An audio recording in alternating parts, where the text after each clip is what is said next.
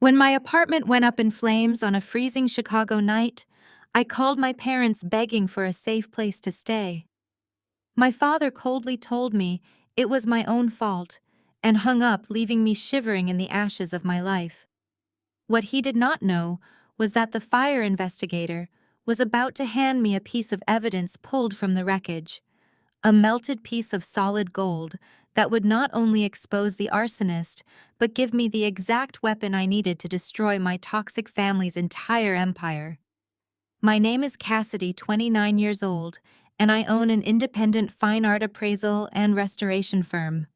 Before I continue this story, let me know where you are watching from in the comments below.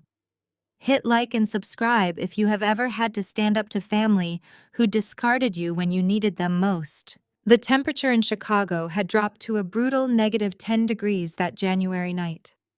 I stood on the icy pavement across the street from my apartment building, clutching a thin blanket a paramedic had wrapped around my shoulders. My teeth chattered violently, but I barely felt the biting cold. All my attention was fixed on the fourth floor of the brick building, where bright orange flames violently licked the black sky. Fire trucks blocked the intersection, their red and blue emergency lights flashing relentlessly against the snowbanks. Thick, acrid smoke filled my lungs with every breath. I had been running a successful independent fine art appraisal and restoration firm for 5 years. My apartment doubled as my personal sanctuary and workspace. Everything I had worked for, every piece of antique furniture I had carefully restored, all of it was turning into ash right before my eyes. I had barely escaped with the clothes on my back and my cell phone. As a section of the roof collapsed inward with a sickening crash, a profound wave of panic washed over me. I was completely alone in a disaster, and I had nowhere to go. In that moment of sheer desperation, I called my parents. My relationship with my parents, Thomas and Catherine, had always been transactional. Growing up in our meticulously manicured suburban estate, I learned very early that love was conditional. They were obsessed with social status, wealth, and maintaining an illusion of perfection. I was the independent daughter who chose to work with my hands restoring old paintings instead of marrying into old money. My younger sister Sienna was their golden child. At 26, Sienna was a professional shopper bankrolled by our parents, utterly entitled, and perfectly willing to play the role of the compliant daughter. When she married Jamal, a charismatic African-American insurance broker who knew exactly how to navigate financial loopholes, my parents treated their union like a corporate merger. They bought them luxury cars, funded their lavish lifestyle, and constantly compared my modest life to their glamorous facade. Despite the years of emotional distance and subtle rejections, I dialed my father's number. My fingers were trembling so badly I could barely press the screen. Surely a devastating apartment fire would override our petty family politics. Surely seeing their eldest daughter standing homeless in the snow would awaken some basic parental instinct. The line clicked open. "Yes, what is it?" Thomas answered. His voice was thick with sleep and laced with immediate irritation. "Dad, there is a fire!" I said, my voice cracking as a fresh wave of smoke blew past me. "My apartment building is burning down. I lost everything. I am standing on the street in the freezing cold. Please, I need a place to stay tonight." There was a heavy pause on the line.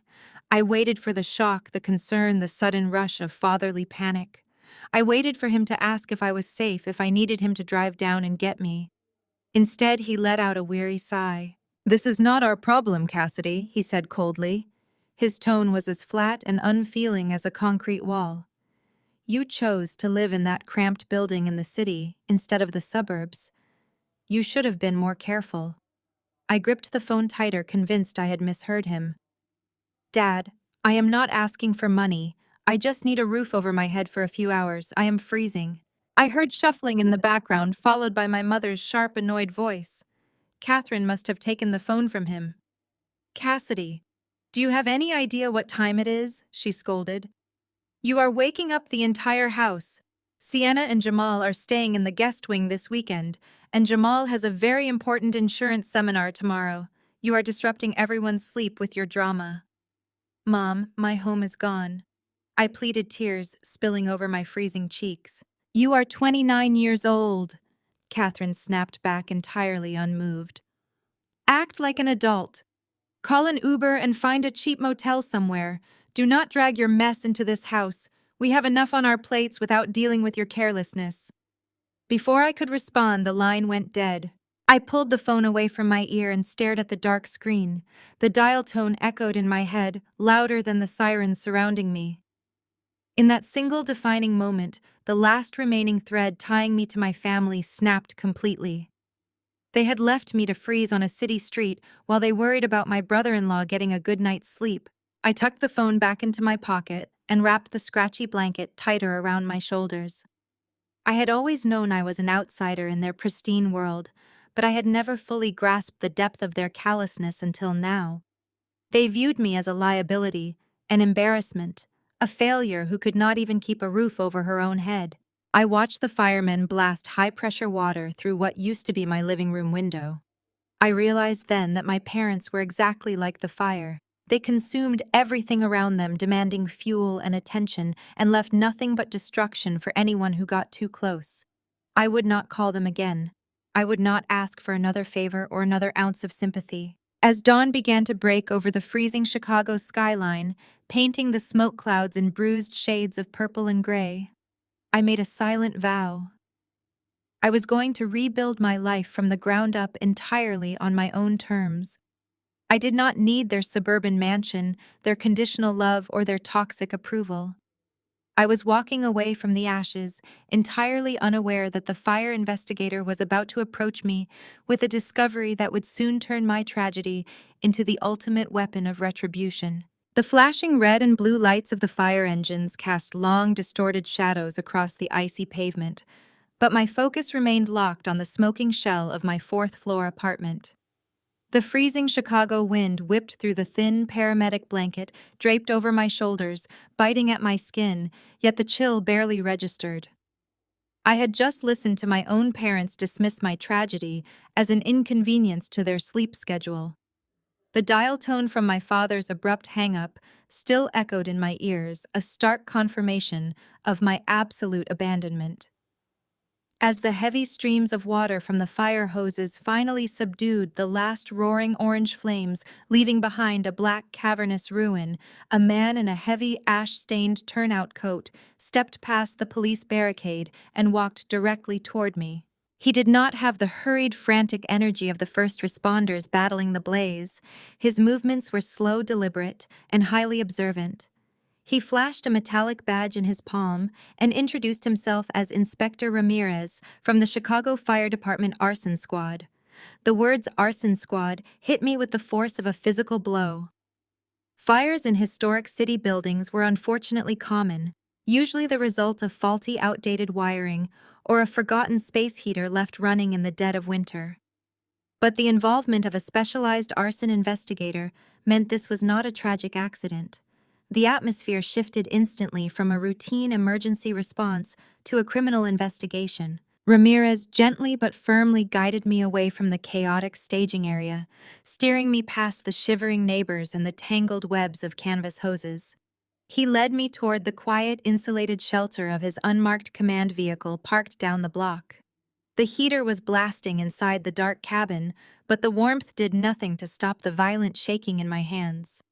He did not offer empty platitudes or generic condolences. Instead, he opened a thick, leather-bound notebook, clicked his pen, and looked at me with piercing, calculating eyes. He asked me point-blank to list exactly who else possessed a physical key or access code to my specific unit. I blinked momentarily, disoriented by the sudden, intense shift from victim to potential witness. I explained that the building supervisor had a master key, but the only other set belonged to my parents.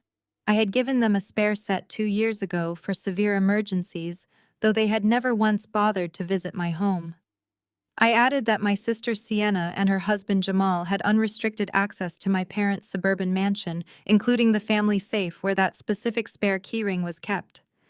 I asked the inspector why the access logs mattered so much right now. Ramirez studied my face for a long, silent moment, evaluating my reaction. Then, without a word, he reached into his heavy canvas tactical bag on the passenger seat and pulled out a thick, clear plastic evidence bag. He held it up under the harsh, bright overhead light of the vehicle cabin.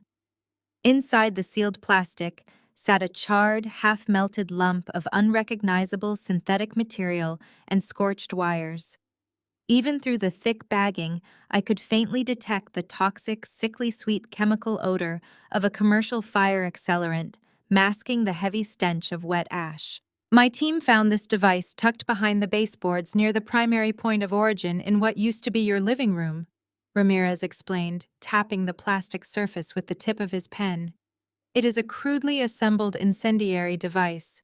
Someone hooked a digital timer to a small concentrated ignition source and surrounded it with a highly flammable, slow-burning chemical gel. The firing mechanism malfunctioned slightly, creating a delayed spark, which is the only reason this casing did not entirely melt away in the ensuing blaze. Make no mistake, Miss Cassidy, someone intentionally set your apartment on fire tonight. The breath completely evaporated from my lungs. Someone had deliberately tried to burn down my life, my business, and my safety. But the overwhelming question of why was immediately answered when Ramirez shifted the bag, catching the overhead light from a different angle. He instructed me to take a very close look at the melted edge of the plastic casing and asked if there was anyone in my personal circle who might recognize the object fused to it. I leaned forward, squinting through the scratched, ash-covered plastic. Lodged deep within the melted black residue permanently fused to the firing device by the intense thermal heat was a small, heavy piece of metal. It was a solid gold cufflink. The edges of the metal were slightly warped and discolored from the extreme temperatures, but the intricate custom design was completely unmistakable. The surface featured a bold, deeply engraved letter J, surrounded by a distinct geometric Art Deco pattern. My heart completely stopped beating in my chest. The chaotic world outside the heavy doors of the command vehicle entirely vanished. I knew that cufflink intimately. I knew exactly how much it weighed, how the 18-karat gold caught the light, and exactly how many thousands of dollars it had cost. I had ordered it custom forged from a highly exclusive private jeweler in the Diamond District just last year. It was my extravagant anniversary gift to Jamal, my smooth-talking, fiercely ambitious African-American brother-in-law. Sienna and Jamal had thrown a lavish, catered party at a downtown hotel to celebrate their anniversary. I had spent weeks finding the perfect, sophisticated gift to match Jamal's impeccable, high-end corporate wardrobe. I distinctly remembered handing him the velvet box, watching him admire the heavy gold and the precise, personalized engraving of his initial before immediately fastening it to his tailored French cuffs. "Are you absolutely certain you recognize this item?"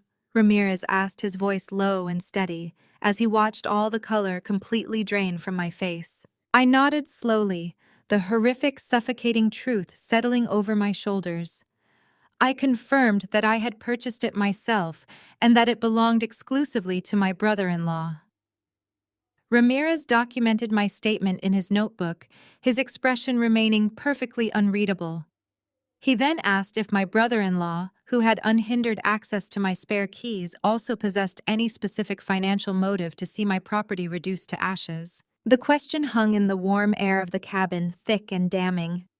Jamal was a high-level, aggressively successful insurance broker. He knew the commercial property insurance industry inside and out. He knew exactly how disastrous claims were processed, how massive payouts were expedited, and precisely how contractual loopholes were exploited by insiders. Most importantly, he knew that my apartment doubled as my secure workspace for my fine art appraisal business. He knew about the multi-million-dollar classical pieces I regularly restored. Suddenly, the horrific phone call with my father made sickening, crystal-clear sense.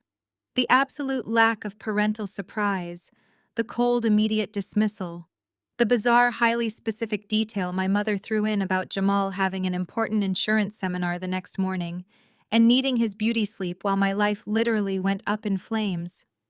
They were not just being toxic, apathetic parents. They were actively covering their tracks. They knew the apartment was burning to the ground before I even dialed their number. My family had orchestrated this entire nightmare. They had used their spare key, planted a chemical firebomb in my living room, and left me to deal with the devastating aftermath. They arrogantly assumed the fire would burn hot enough to destroy all the physical evidence, melting everything to untraceable slag. But Jamal had been sloppy and arrogant. He had lost his custom gold cufflink in the rushed darkness to set the timer, and the device had malfunctioned just enough to preserve his catastrophic mistake. I stared at the evidence bag, my initial shock and heartbreak rapidly crystallizing into a cold, diamond-hard fury. They had tried to erase my life, my business, and my independence. They had risked killing me or anyone else sleeping in the building purely for a financial payout. Ramirez broke through my racing thoughts, his tone shifting to a serious, authoritative warning. He explained that if my family was truly involved in an arson of this magnitude, we needed to move with extreme caution. An investigation involving high-value insured property and family members usually uncovered a much deeper, more dangerous financial conspiracy.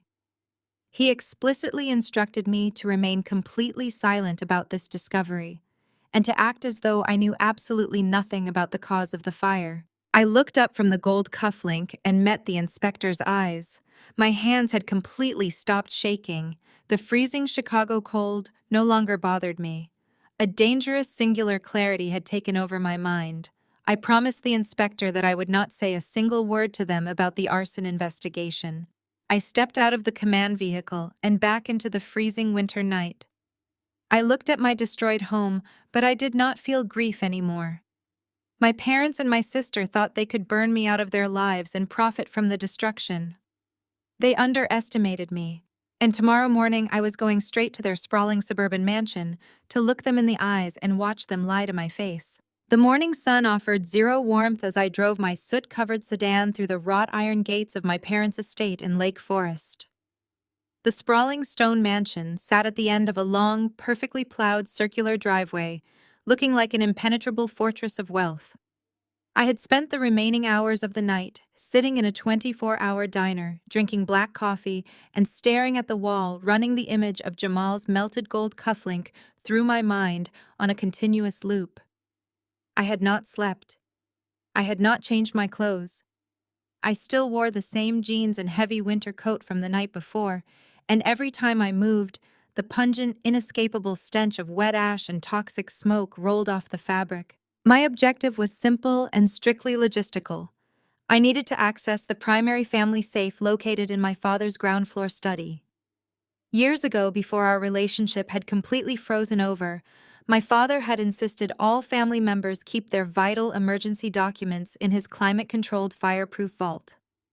My birth certificate, my passport, and a heavily encrypted backup hard drive containing the digital appraisals for my entire fine art inventory were locked inside. I needed those documents to begin the legal process of proving my losses. I also needed to see my family face to face, fully armed with the secret Inspector Ramirez had uncovered, to see exactly how they would play their hands. I bypassed the grand front doors and let myself in through the side entrance, punching the security code into the keypad. The heavy oak door clicked open, welcoming me into a suffocatingly quiet mudroom that smelled of expensive floral diffusers and lemon polish. The contrast between my ruined, ash-soaked reality and their immaculate temperature-controlled bubble was nauseating. As I stepped onto the polished marble floors of the main hallway, the smell of my ruined apartment seemed to amplify, becoming a harsh, violent odor invading their pristine sanctuary. I intended to walk straight to the study, grab my documents, and leave before anyone could confront me. But as I passed the arched entryway of the formal dining room, the sound of clinking crystal and light, easy laughter stopped me dead in my tracks. I turned and looked into the cavernous room. The morning light poured through the massive bay windows, illuminating a lavish, catered-style breakfast spread across the long mahogany table. There were silver domes of eggs, Benedict platters of fresh exotic fruits, a tower of artisanal pastries, and crystal pitchers filled with freshly squeezed orange juice. Sitting at the head of the table, looking incredibly rested and entirely unbothered, were my sister Sienna and her husband Jamal. Jamal wore a crisp, long-sleeved button-down shirt, looking every inch the successful insurance broker preparing for a high-stakes seminar. Sienna was lounging in a silk designer robe, her hair perfectly blown out, sipping a mimosa. They were the picture of carefree suburban royalty. There was absolutely no tension in their posture, no frantic worry for my safety, no residual guilt hanging over their morning meal. They had orchestrated the destruction of my life mere hours ago, and they were celebrating with breakfast pastries. I stepped into the dining room. The heavy soles of my boots echoed sharply against the hardwood floor. Sienna froze with her crystal glass halfway to her mouth. Jamal stopped chewing, his eyes darting toward me with a flash of something unreadable before immediately settling into a mask of mild, irritated surprise. "Oh my God!" Cassidy, Sienna gasped, though her tone lacked any actual shock. She dramatically pinched her nose, recoiling in her tufted dining chair. "You smell absolutely revolting. It is like you rolled around in a campfire. Could you not have showered before tracking that stench into the house?" I stood at the opposite end of the table, my hands shoved deep into the pockets of my ash-stained coat. I looked directly at Jamal, watching his jaw muscles flex as he swallowed his food. "I survived a massive structural fire a few hours ago," I stated, keeping my voice utterly devoid of emotion. "My apartment burned to the foundation. I do not exactly have a working shower right now, Sienna." Jamal picked up a linen napkin and casually dabbed the corners of his mouth. "It is a terrible tragedy, Cassidy," he said, his smooth, resonant voice dripping with false corporate sympathy. "Your father told us the news when we woke up. We are just so relieved you made it out safely. Truly, it is a blessing." The sheer audacity of his performance was breathtaking. He was looking right into the eyes of the woman he had tried to ruin, offering textbook condolences while knowing exactly what he had done. I dug my fingernails into my palms inside my coat pockets, anchoring myself to the memory of his engraved cufflink sitting in an evidence bag downtown. Sienna set her mimosa down with a sharp clink, her sympathetic facade vanishing as quickly as it appeared. She leaned forward, crossing her arms over her silk robe. "Let us cut the fake pity routine," she said, her voice dropping into a vicious, condescending sneer. "We all know exactly what is going on here, Cassidy. You are not fooling anyone." I tilted my head, maintaining my silent, unblinking stare. "What exactly am I doing, Sienna?" She scoffed, rolling her eyes as if my presence was an insult to her intelligence. "Dad told us your independent art restoration business has been struggling for months. You took on a massive lease for that city apartment, you constantly buy expensive materials, and you refuse to ask for help because of your ridiculous pride. And now, magically, right when you are supposedly drowning in debt, your entire workspace goes up in flames." I stared at her, genuinely stunned by the angle she was taking. She was not just denying involvement. She was actively rewriting the narrative to frame me. Sienna stood up, walking around the table to stand a few feet away from me, her face twisted with haughty disgust. "You burned it down yourself, did you not?" she accused, jabbing a manicured finger in my direction. "You torched your own failing business to cash in on a fraudulent insurance policy. It is pathetic, Cassidy. It is absolutely pathetic. You are so desperate to prove you can survive without Dad's money that you resorted to criminal arson." Jamal remained seated, swirling the orange juice in his glass, letting his wife do the heavy lifting. He did not contradict her. He let her hurl the very crime they had committed directly onto my shoulders. The psychological projection was masterful, a calculated offensive strike designed to put me on the defensive, to make me doubt myself, and to ensure I would never dare point a finger at them. "Do not even think about begging us for a bailout," Sienna continued, her voice echoing off the high ceilings. "If you think you can use this little disaster to guilt Mom and Dad into writing you a massive check to start over, you are out of your mind. We are not paying for your criminal mistakes. You made your bed, Cassidy. Now you can sleep in the ashes. We are protecting the family assets from your absolute mess." She crossed her arms, waiting for my reaction. She wanted me to scream. She wanted me to deny it, to cry, to break down and defend my honor. She wanted the hysterical, messy reaction of a desperate victim so she could validate her own narrative and dismiss me entirely. But I did not give her what she wanted. I did not raise my voice. I did not shed a single tear. I simply absorbed the weight of their staggering hypocrisy, filing every vicious word away in my mind while maintaining a perfect, unreadable stillness. The silence in the grand dining room stretched out heavy and suffocating. Sienna was breathing hard, a triumphant flush coloring her cheeks after delivering her venomous speech. She waited for me to explode. She wanted the validation of my screaming, the chaotic proof of my supposed guilt and desperation. She wanted me to beg, to cry, to frantically defend my innocence against her baseless accusations of insurance fraud. But the screaming never came. The white-hot fury that had been building inside my chest suddenly crystallized into something entirely different. A profound, hyper-observant stillness washed over my mind. It was the exact same clinical detachment I used when examining a heavily damaged piece of fine art under a magnifying glass, looking for hidden fractures and microscopic flaws beneath the surface of the canvas. I let my eyes sweep over the two of them, processing every minute detail of their morning tableau. Jamal sat back in his heavy wooden chair, a picture of relaxed confidence. He let out a soft, dismissive sigh as if dealing with my ruined life was merely a tedious chore on his daily itinerary. He reached across the crisp linen tablecloth to grab his crystal orange juice glass. As his arm extended, the perfectly tailored French cuff of his expensive dress shirt rode up just a fraction of an inch.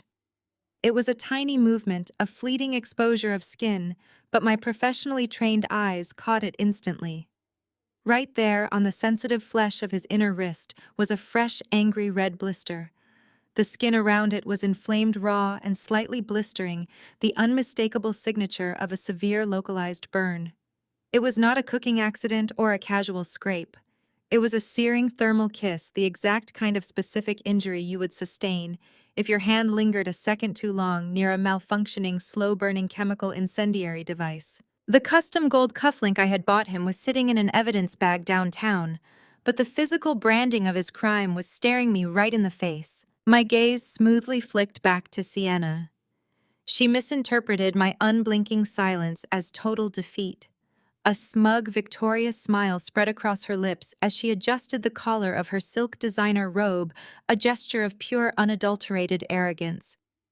As her hand brushed against her chest, my eyes locked onto the piece of jewelry resting against her collarbone. The air completely vanished from my lungs. Hanging from a delicate vintage gold chain was an antique teardrop emerald pendant surrounded by tiny Victorian-cut diamonds. It was a breathtaking, entirely unique piece of heirloom jewelry. It was my necklace. My mind raced back to the previous evening. Before I left my apartment to grab a quick dinner, I had taken that exact emerald necklace off and laid it carefully on the velvet tray of my bedroom vanity dresser. That wooden dresser was located on the fourth floor of a building that had just been subjected to thousands of degrees of sustained thermal heat for hours. By all known laws of physics, that delicate gold chain should be a puddle of liquid metal buried in the wet ashes, and the emerald should be cracked and blackened beyond recognition. Yet here it was perfectly pristine, resting against my sister's skin in the morning light. The sheer horrifying gravity of what I was looking at slammed into my chest with sickening force. They had not just set my apartment on fire, they had robbed me first. They had let themselves into my home with my parents' spare key, meticulously packed up my most valuable personal belongings, my jewelry, my family heirlooms, anything of concentrated worth that they could easily carry, and then splashed chemical accelerant across my walls to cover their tracks. They ruthlessly plundered my life before destroying the evidence. Sienna was sitting there, literally wearing my stolen jewelry, lecturing me about financial responsibility and criminal mistakes. The absolute sociopathy of it was staggering. They were so drunk on their own perceived brilliance, so entirely convinced of my pathetic stupidity, that they did not even bother to hide the evidence of their theft. They thought I was too broken and overwhelmed by the fire to notice an emerald necklace. Every single instinct in my body screamed at me to lunge across the mahogany table. I wanted to rip the stolen necklace from her throat, grab Jamal by his burned wrist, and demand a confession right there in the dining room. But the cold, calculating part of my brain clamped down hard on those violent impulses. Inspector Ramirez's warning echoed loudly in my ears. If I reacted now, if I showed them even a fraction of a hint that I knew what they had done, I would lose my only advantage. They would panic, destroy the stolen goods, and use Jamal's extensive insurance connections to bury the evidence and tie me up in legal red tape forever. I had to let them believe their flawless performance was working. I had to let them think I was exactly the pathetic, defeated victim they wanted me to be. I swallowed the bitter bile rising in my throat and forced my shoulders to slump forward. I let my eyes drop to the hardwood floor, perfectly mimicking the posture of a thoroughly beaten woman. I let a long, ragged breath escape my lips, channeling every ounce of genuine physical exhaustion I felt from standing in the freezing snow into a display of absolute surrender. I let my hands tremble slightly at my sides. "You are right," I whispered, keeping my voice incredibly small and hollow. "I am sorry I disturbed your morning. I just came to get my emergency backup drive from Dad's safe so I can start dealing with the bank. I will not bother you again." Sienna let out a sharp, highly satisfied laugh, tossing her perfect hair over her shoulder. "Make it quick, Cassidy. The smell of your clothes is honestly making me nauseous." Jamal finally spoke, his voice returning to that smooth, sickeningly fake sympathy. "Let me know if you need help navigating the claims adjusters, Cass. It can be a very complicated process for amateurs. I am happy to point you in the right direction." I nodded mutely, keeping my eyes averted so they could not see the lethal, calculating promise burning in them. I turned my back on their lavish breakfast, walking slowly and heavily toward the hallway that led to my father's study. I kept my head down, playing the part of the tragic failure perfectly. They genuinely thought they had successfully burned my life to the ground and stolen my future. They had absolutely no idea they had just handed me the match. Before my hand could even graze the brass handle of the study door, it swung open from the inside. My father Thomas filled the doorway, his tall frame clad in a pristine, tailored suit that made my ash-covered clothes feel even more intrusive. His face was a mask of rigid executive displeasure. He did not reach out to hug me. He did not ask about my injuries. Instead, he gripped my elbow with a vice-like hold, turning me sharply around and marching me straight back into the dining room where Sienna and Jamal were waiting. My father did not waste a single breath on pleasantries. He strode to the head of the mahogany table and slammed a thick, cream-colored legal portfolio down right next to Sienna's half-empty mimosa glass. The heavy thud echoed off the vaulted ceiling. He leaned forward, resting his knuckles on the table, fixing me with a glare that felt more appropriate for a hostile corporate takeover than a family reunion. "Sit down and read this," Thomas ordered, tapping the leather-bound folder with his index finger. "We do not have time for your emotional theatrics today, Cassidy. Your sheer carelessness last night has put this entire family in a highly compromised position, and I am stepping in to mitigate the damage." I stood frozen at the edge of the Persian rug, keeping my eyes wide and vacant, perfectly playing the role of a traumatized victim. "What damage are you talking about?" I asked, letting my voice tremble just enough to sound pathetic. "My whole life just burned to the ground." "Exactly." My father snapped, his voice sharp and utterly devoid of empathy. "You have lost your apartment, your workspace, and your entire inventory of antique art. You are going to be facing massive liabilities. The building management will sue you for negligence. Your clients will sue you for their destroyed pieces. By the end of the week, you will be completely bankrupt.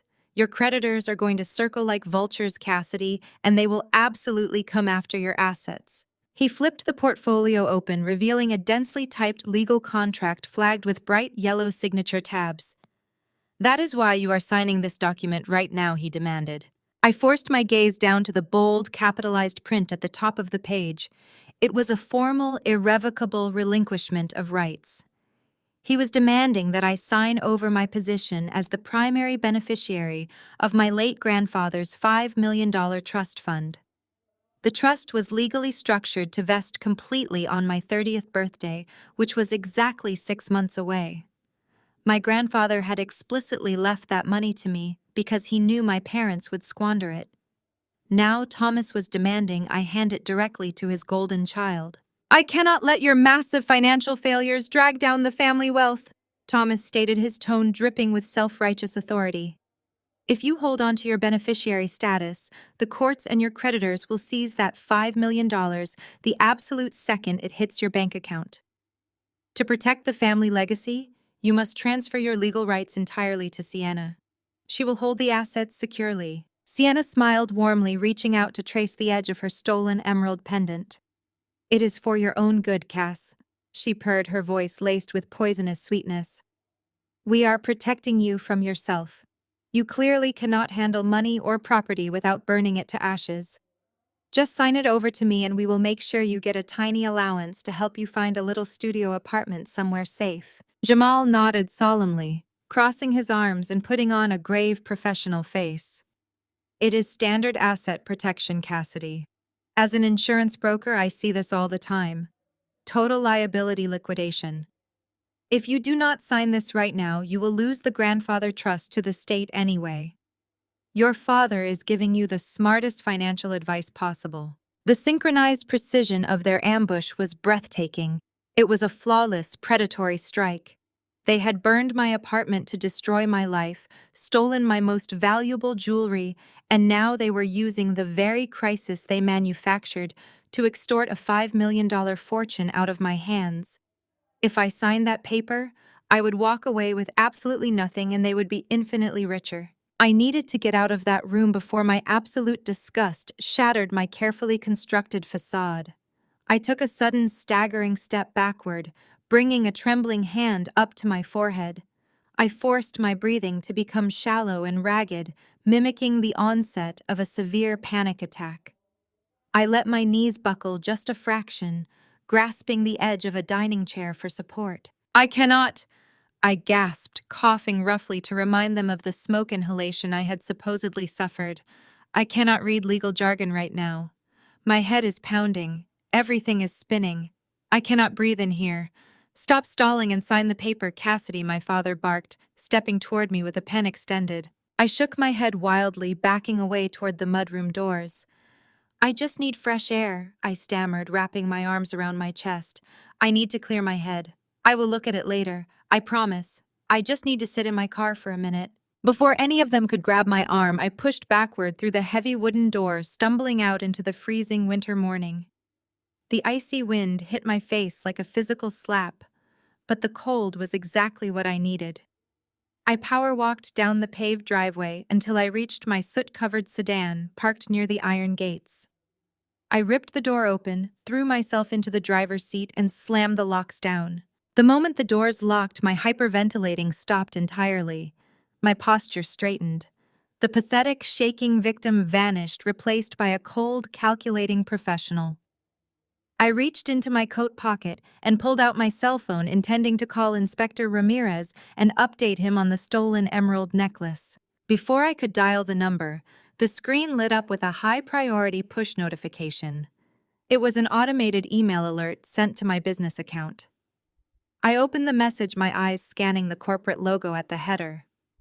It was from the exact high-end commercial insurance firm where Jamal worked as a senior broker. Because my business email was linked as the primary contact on the policy file, the automated system had blind copied me on a closed internal routing receipt. I read the text of the email, and the final horrifying piece of my family's conspiracy clicked perfectly into place. The automated message confirmed that a highly expedited top-tier commercial claim had just been approved.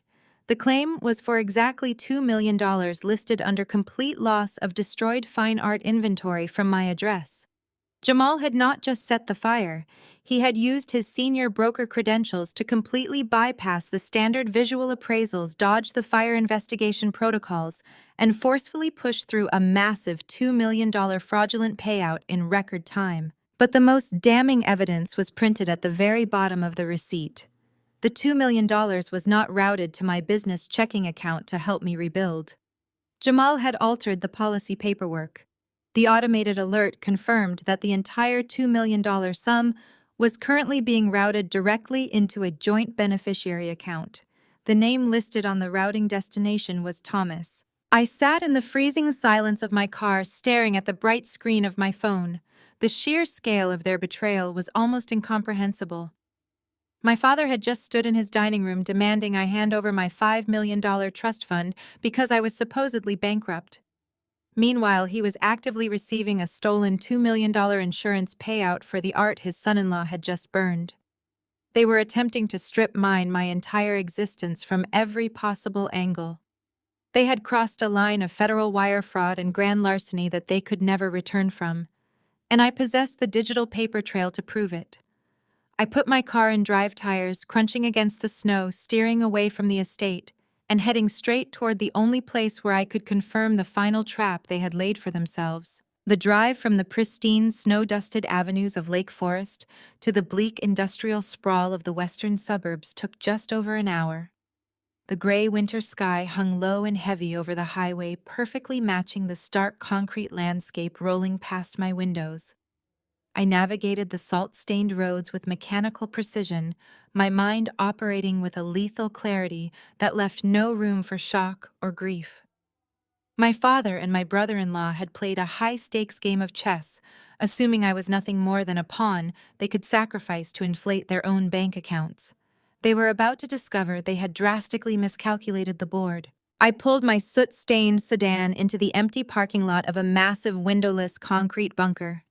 There were no prominent signs, no welcoming glass facades, and absolutely no indication of the staggering wealth hidden within its walls.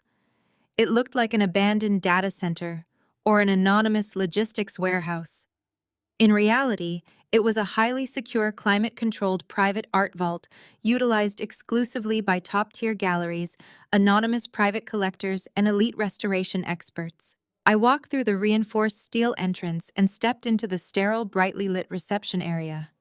The armed security guard behind the ballistic glass counter did not blink at my disheveled appearance or the overwhelming scent of wet ash clinging to my winter coat.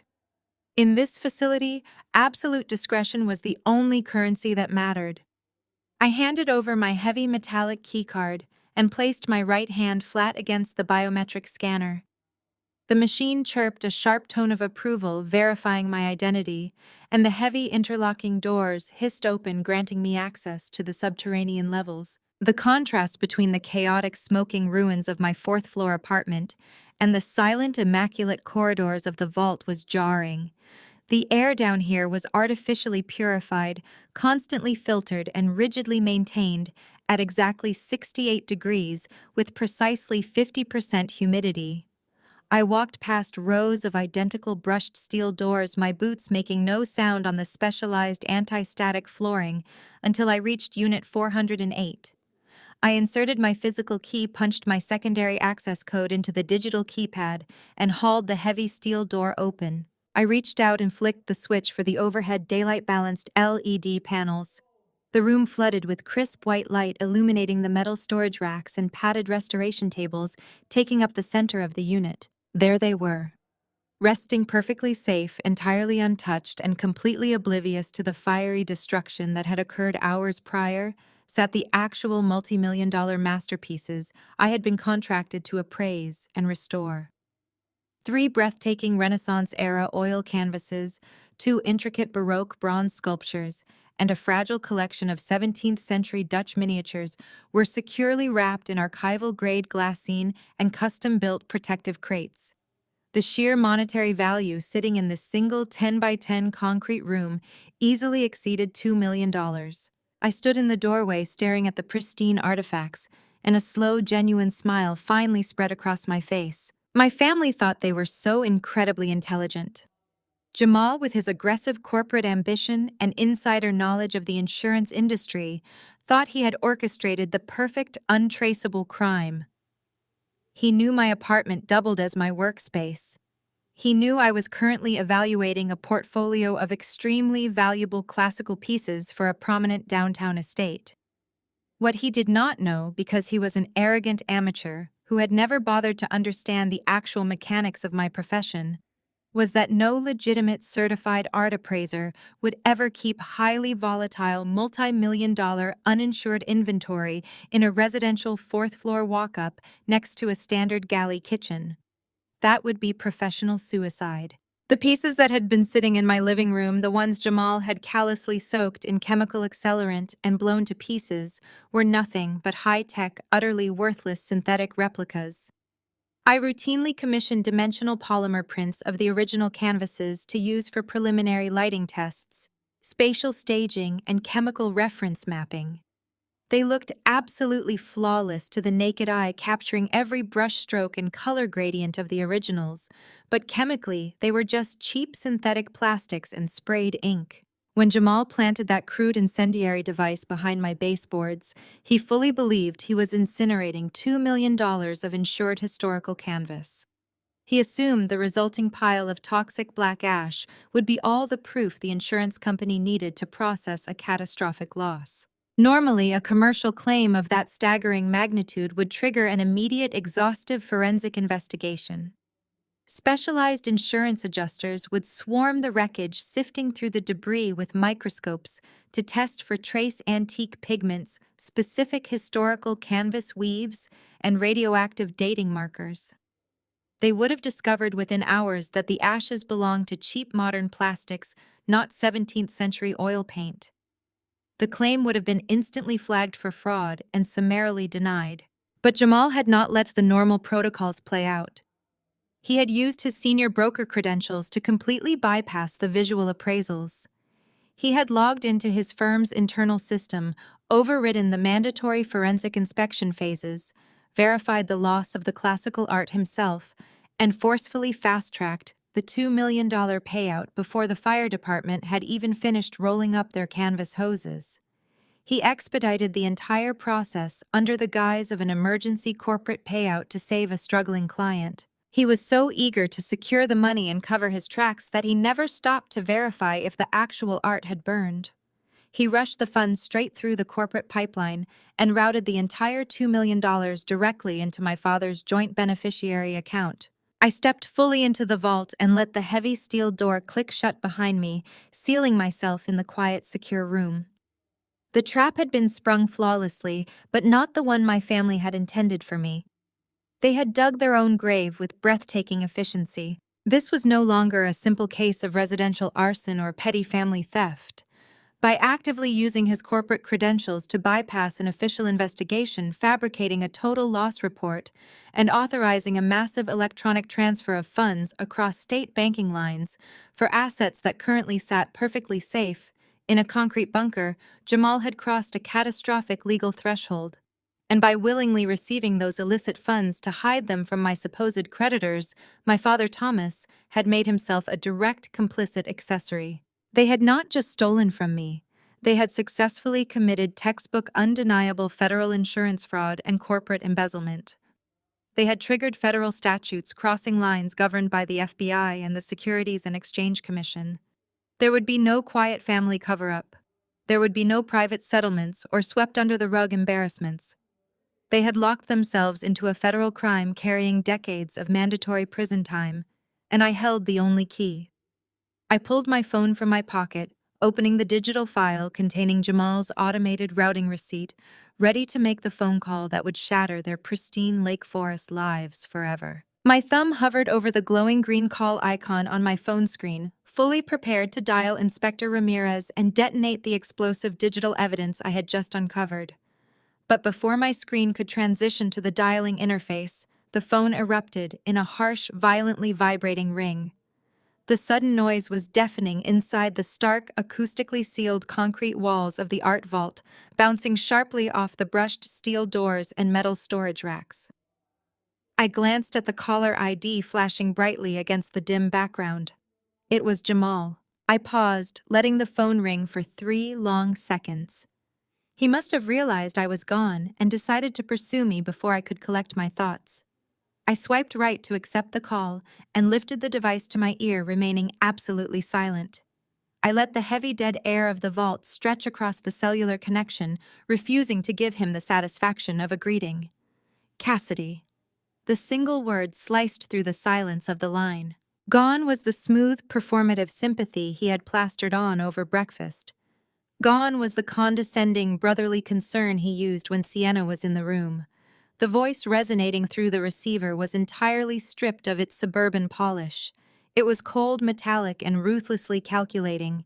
It was the voice of a predator, the tone of a man accustomed to crushing opposition in high-stakes corporate boardrooms without leaving a single fingerprint behind. "You running out of the house this morning was a mistake," Jamal stated, his tone flat and unequivocally authoritative. "Your father and Sienna are currently under the impression that you fled to throw a childish tantrum about signing over the trust fund. I, however, am a pragmatist.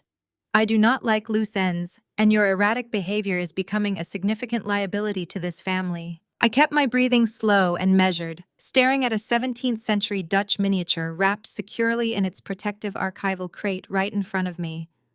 "I am not a liability, Jamal," I replied, keeping my voice carefully subdued, playing into his expectation of my weakness. "I am just trying to survive the week. And I am going to tell you exactly how you are going to survive it," he shot back seamlessly, stepping right over my words. "You are going to drive your car straight to the Chicago Fire Department headquarters. You are going to walk inside, request an immediate interview with whatever arson investigator caught your case, and you are going to sign a sworn, legally binding affidavit. You will tell them that you were burning a large decorative candle in your living room last night, that you irresponsibly fell asleep, and that the fire was a tragic, negligent accident caused entirely by your own stupidity." The sheer brazenness of the demand sent a shockwave of pure adrenaline straight to my fingertips.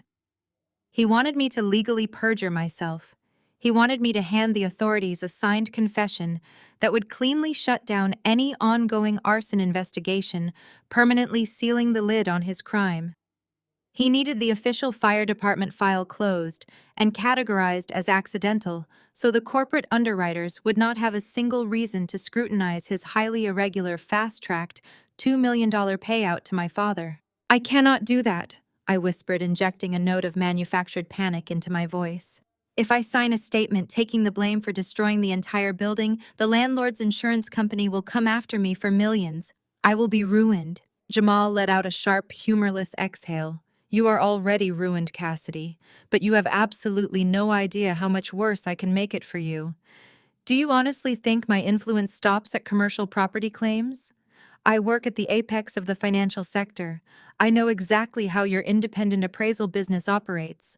I know the exact banking institutions you use to float your material costs and manage your client escrow accounts." He did not raise his voice. He simply let the malicious, crushing weight of his words settle over the line. "If you do not sign that affidavit by the end of business hours today, I will personally red flag your entire financial profile across every major banking network. I will trigger automated fraud alerts on your social security number. By tomorrow morning, every single one of your personal credit cards will be frozen. Your business accounts will be locked under suspicious activity protocols, and you will not be able to withdraw a single dime to buy yourself a cup of coffee, let alone hire a lawyer or rebuild your life." I remained completely silent, letting him reveal the absolute depths of his cruelty. "And that is just the banking side," Jamal continued, his voice dripping with venomous confidence. "The fine art appraisal world is tiny, Cassidy. It runs entirely on pristine reputations and absolute trust. All it takes is one senior insurance broker like myself flagging you in the central underwriting database as a high-risk liability. If I flag your professional profile, no insurer will ever cover a piece of art you touch. No prestigious gallery will hire you. No private collector will let you step foot in their home. I will have you blacklisted and professionally excommunicated before the weekend. Your career will be dead and buried right alongside your apartment." I stood in the center of the vault, bathed in the crisp white LED light. The physical chill of the room was nothing compared to the absolute ice in his voice.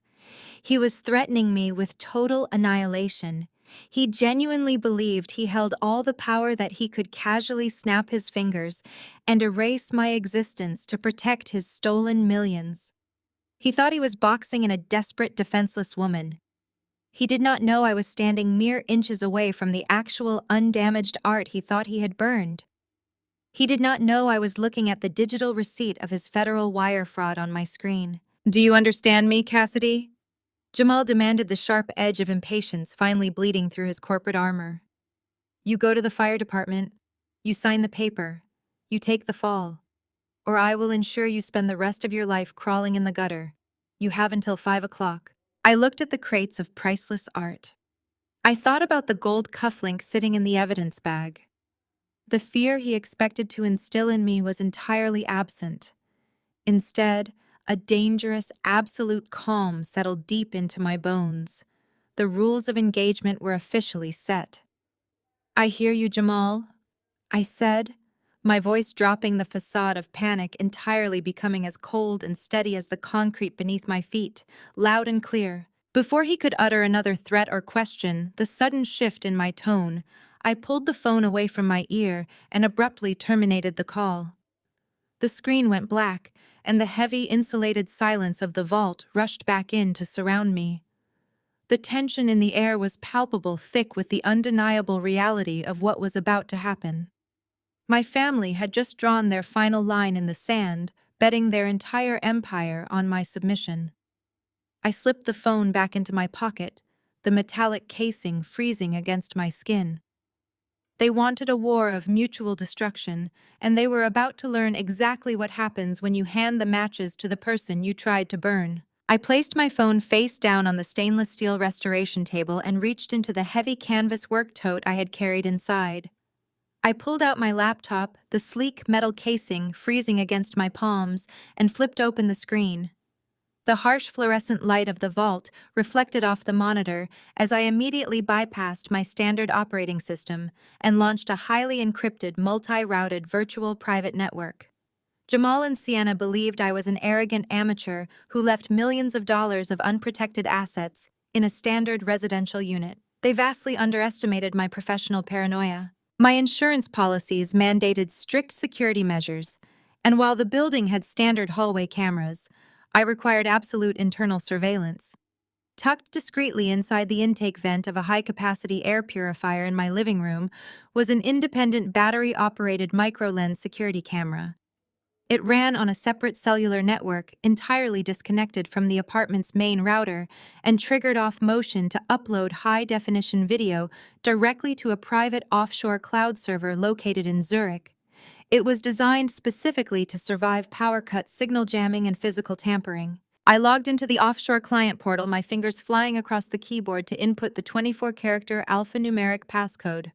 The dashboard loaded, displaying a single massive video file recorded between 1 and 3 in the morning. I hit download. The progress bar appeared on the screen but immediately stalled.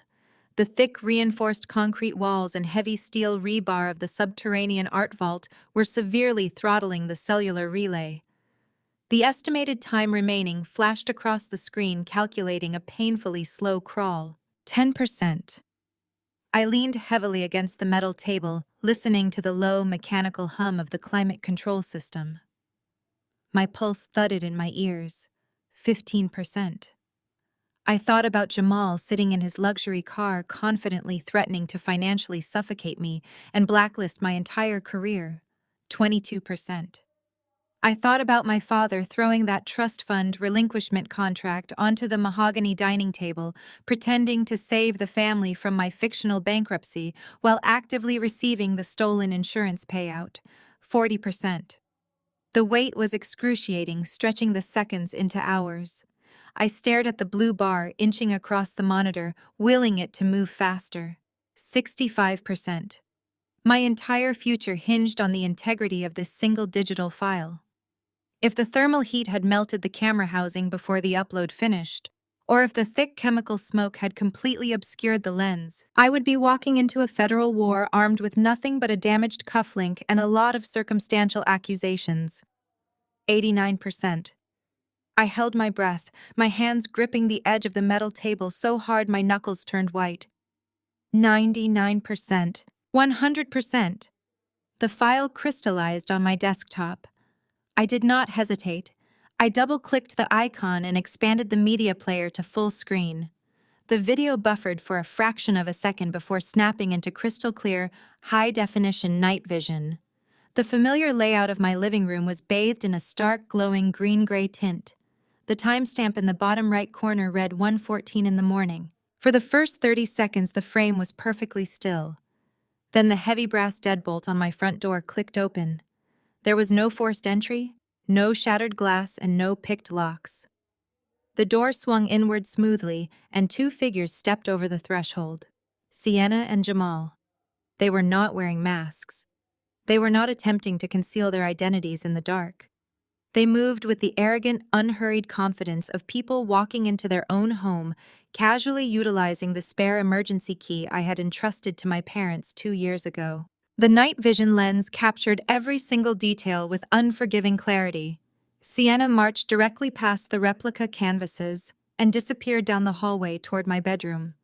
She re-emerged less than a minute later, carrying the heavy velvet jewelry tray from my vanity. I watched in cold, silent horror as my own sister aggressively began snatching up my grandmother's rings, my diamond earrings, and the antique teardrop emerald pendant, carelessly stuffing them into a massive leather designer tote bag. She moved with a frenzied, entitled greed, ransacking my most personal possessions without a single ounce of hesitation. While Sienna looted my bedroom, Jamal went to work in the living room. He pulled a heavy plastic jug and a small digital firing mechanism from his duffel bag. The camera caught the sharp, focused expression on his face as he unscrewed the cap. I watched him splash the thick chemical accelerant in wide, sweeping arcs across the baseboards, deliberately soaking the floorboards directly beneath the replica Renaissance canvases. He was methodical, ensuring the fire would consume the fake art first and burn hot enough to mask the chemical signature. Jamal crouched near the wall to attach the firing timer, his back temporarily to the lens. Sienna finished shoving the last of my valuables into her bag and hoisted it onto her shoulder. She walked back into the center of the living room, stopping mere inches from the air purifier. She stood directly in the center of the frame, the green tint illuminating the sharp, cruel lines of her face. She looked straight ahead, her gaze unknowingly piercing directly through the hidden microlens. A wide, genuinely delighted smile broke across her face. She let out a sharp, breathless laugh that the sensitive microphone picked up with terrifying clarity. "Dad was right," Sienna laughed, watching her husband wire the explosive device. "Burn it all. She won't let go of the trust fund otherwise." The video feed abruptly cut to black as the incendiary device detonated, leaving me staring at my own reflection in the dark monitor. The absolute confirmation washed over me like ice water. It was not just my sister and her husband acting out of rogue greed. My father had given the order.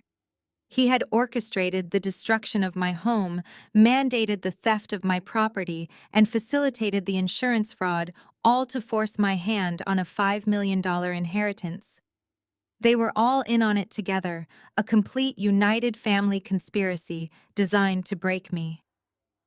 I closed the laptop, a profound, unshakable calm settling over my mind.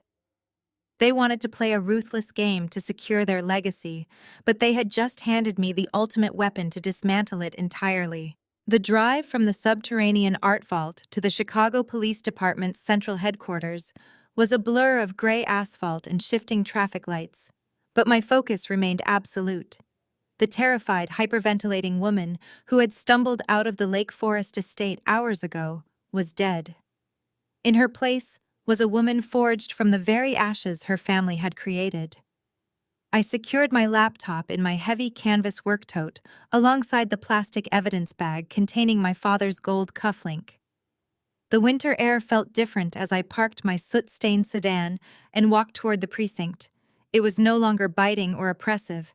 It was bracing, fueling the cold, calculated momentum driving me forward. The precinct was a chaotic symphony of ringing phones, shouting officers, and distressed civilians crowding the front reporting desk. I did not take a numbered ticket. I did not sit in the rigid plastic waiting chairs. I bypassed the disorganized line entirely, walking straight up to the elevated desk of the duty sergeant. When he gruffly told me to step back behind the yellow line, I did not flinch. I placed my driver's license on the scratched laminate counter and kept my voice pitched at a steady, authoritative volume. "I am here to see Inspector Ramirez regarding a residential arson," I stated clearly. "And you need to contact the local field office of the Federal Bureau of Investigation immediately. I am reporting an active multi-million-dollar interstate wire fraud and corporate extortion conspiracy. Tell Ramirez the victim from the fourth floor walk-up is ready to talk. The sergeant blinked, visibly taken aback by the clinical precision of my demand. He picked up his desk phone, and within 10 minutes I was escorted away from the noisy, bustling bullpen. I was placed inside a sterile, windowless interrogation room deep within the detective's bureau.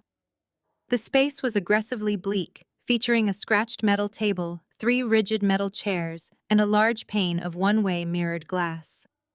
I sat perfectly still in the center chair. The fluorescent lights buzzed overhead, casting harsh shadows across my ruined coat. I did not fidget. I did not wring my hands. The instinct to cry to mourn the profound betrayal of my own blood had been entirely excised from my system.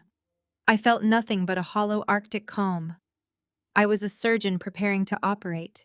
The heavy steel door clicked open. Inspector Ramirez stepped into the room holding a cardboard folder and looking significantly more alert than during our brief encounter early that morning. Behind him walked a tall, sharply dressed man with a severe posture and an impeccably tailored dark suit. Ramirez closed the door and took the seat opposite me.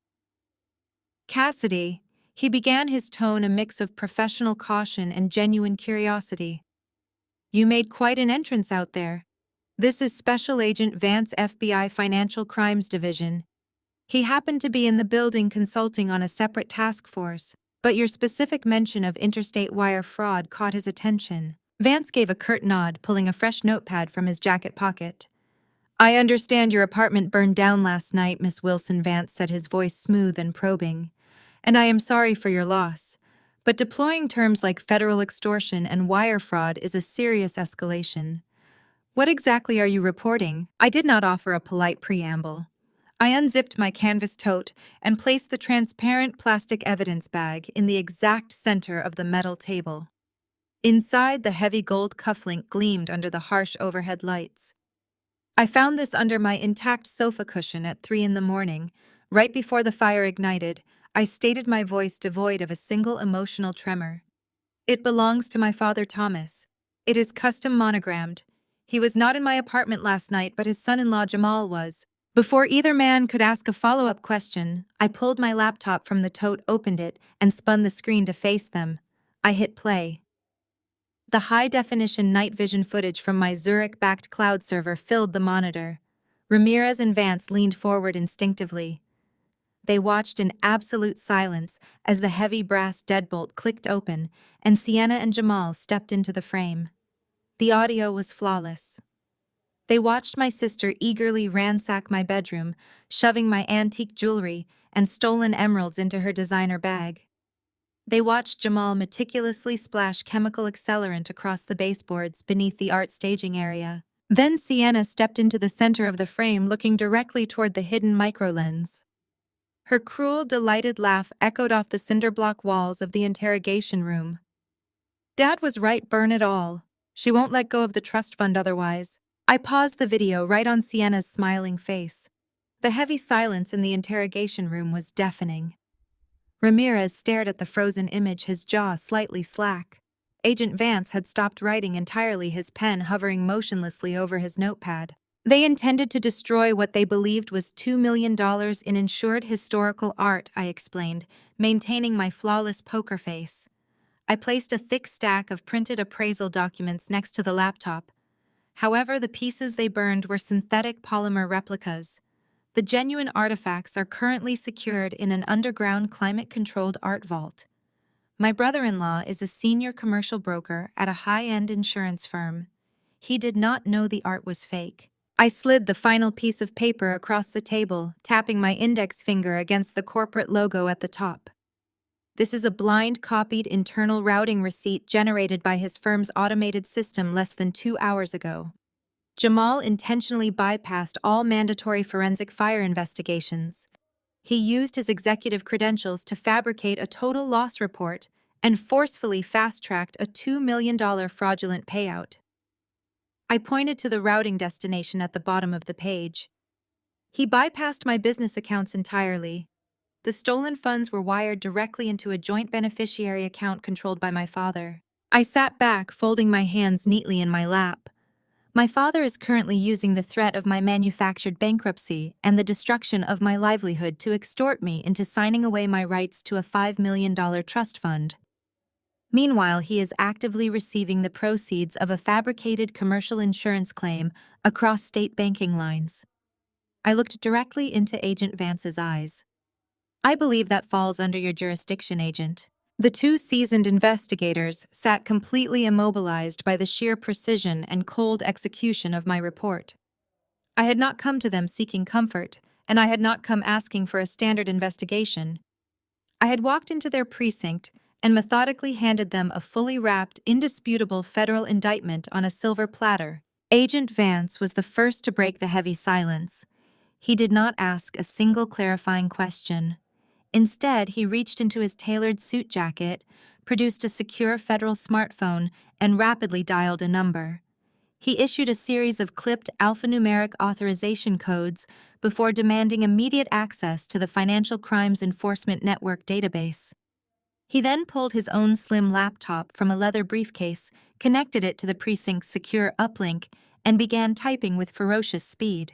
Inspector Ramirez remained seated across from me, his eyes darting between the gold cufflink in the evidence bag and the frozen image of my sister laughing on my screen. The local detective was entirely out of his depth, watching a domestic arson case mutate into a federal conspiracy right in front of him. I sat perfectly still, my breathing shallow and controlled while Vance's fingers hammered the keyboard. The digital hunt took less than 12 minutes. When Vance finally stopped typing, he let out a low, sharp whistle that echoed off the cinderblock walls. He rotated his laptop toward me. The screen was filled with cascading columns of red numbers offshore, holding shell companies and flagged corporate credit accounts. "Your father is not a wealthy man," Cassidy Vance stated, his voice stripped of its previous bureaucratic polish. "His entire executive empire is a complete mirage." I'm looking at the internal ledgers for his primary holding corporation. He is currently carrying exactly $1.8 million in toxic, unserviceable debt. His creditors have already initiated quiet legal proceedings. He is maximum 3 weeks away from a catastrophic, highly public corporate bankruptcy. I stared at the red numbers illuminating the screen, and the final sick puzzle piece locked seamlessly into place. The betrayal had felt intensely personal, a malicious strike against my independence. But the truth was far more pathetic and significantly more dangerous. Thomas was drowning. He had built his entire identity on suburban prestige, country club memberships, and ruthless corporate dominance. The impending bankruptcy would have stripped him of everything, exposing him as a complete financial failure. He needed immediate, untraceable liquid cash to plug a nearly $2 million hole. Jamal had not just burned my apartment to bully me into giving up my grandfather's trust fund. The $2 million fraudulent insurance payout was specifically calculated to cover Thomas's corporate deficit with a couple of $100,000 left over. They had weaponized my career, torched my home, and casually sacrificed my entire future just to save Thomas from a boardroom embarrassment. Stealing my $5 million trust fund was simply the ultimate golden parachute, ensuring they would emerge from the manufactured crisis infinitely richer. "We have the wire transfer." Vance continued, leaning his forearms on the metal table. "We have the internal routing numbers, the forged appraisal bypass, and the time-stamped video of your sister and brother-in-law committing arson and grand larceny. It is damning. But any high-priced defense attorney will try to compartmentalize the damage. They will claim Jamal acted as a rogue agent to secure an unauthorized commission. They will argue your father received the electronic funds blindly and had no knowledge of the fire. They will try to categorize the trust fund extortion as a separate, messy civil dispute." I met the agent's intense gaze. "You want to tie them all together?" I said, my voice steady. "You want to prove the conspiracy came from the top?" "Exactly." Vance nodded, a predatory gleam appearing in his eyes. "If we want to bring the hammer down with the Racketeer-Influenced and Corrupt Organizations Act, we need to prove this was a coordinated criminal enterprise. RICO charges carry mandatory federal prison sentences that they cannot plea bargain their way out of. But to build a bulletproof RICO indictment, we need a verbal confession. We need Thomas, Jamal, and Sienna on the record in the same room, actively acknowledging the arson, the insurance fraud, and the trust fund extortion as a unified strategy. Ramirez shifted uncomfortably in his metal chair. You are asking a civilian to walk back into a room with people who just firebombed her apartment. I am offering her the chance to bury them permanently, Vance corrected, never breaking eye contact with me. I need you to wear a covert federal wiretap, Cassidy. I need you to go back into the lion's den and get them to brag about their master plan. It is highly volatile, and if they discover the transmitter, your physical safety will be instantly compromised. Before I could formulate a response, the metal table vibrated sharply. My cell phone resting next to the evidence bag lit up with a harsh glare. A text message banner flashed across the locked screen. The sender was my mother, Catherine. She had remained entirely silent during the morning ambush, playing the role of the passive, horrified matriarch while Thomas and Sienna executed their extortion. Now she was delivering the final blow. I tapped the screen and opened the message, pushing the device across the table so both investigators could read the incoming threat. The text was devoid of any maternal warmth. We are having a final family dinner tonight at 7, Catherine had written. You will be there. You will sign the trust relinquishment documents over to your sister without any more theatrical stalling. If you refuse, your father is calling the police precinct to report that you confessed to negligently starting the fire. He will have you arrested for burning down the building. Do not test us, Cassidy. We are done playing games. Vance read the message twice. A slow, chilling smile spread across his face. They are actively escalating the extortion, he noted, tapping the glass screen. They are handing us the venue and the motive on a silver platter. The question is whether you have the nerve to walk into that dining room and collect the nails for their coffins. I looked at the text from the woman who had birthed me, a woman who was actively threatening to frame me for a felony to protect her husband's fragile ego and her daughter's greed. The coldness inside me crystallized into absolute unshakable iron. There was no hesitation left to navigate, no lingering familial loyalty to hold me back. They had demanded a final family dinner, completely unaware that they were aggressively setting the table for their own federal takedown. Wire me up, I told the FBI agent, my voice echoing off the sterile walls with lethal certainty. I accept the invitation. The rigid metallic disc of the federal transmitter was taped tightly against my sternum, a cold, heavy anchor resting right over my heart. Agent Vance had been meticulous in the precinct interrogation room, ensuring the microphone was perfectly concealed beneath the thick wool of the borrowed oversized sweater I wore. I drove my soot-stained sedan up the winding, impeccably manicured driveway of my parents' Lake Forest estate, my tires crunching softly against the pristine gravel. The sprawling brick Tudor mansion loomed against the darkening winter sky, its massive arched windows glowing with a warm, inviting light. For 31 years, this imposing structure had represented a fortress of conditional love and suffocating expectations. Tonight, it was merely an active crime scene waiting to be documented. I parked behind Jamal's gleaming luxury SUV and killed the engine. Taking a single measured breath to steady my racing pulse, I stepped out into the freezing air and walked up the stone steps to the heavy oak front door. I did not bother to knock. I turned the polished brass handle and stepped into the grand foyer. The rich scent of roasted garlic rosemary and expensive red wine wafted from the formal dining room, a jarring, sickening contrast to the acrid stench of chemical accelerant and burned drywall that still clung stubbornly to my hair and skin.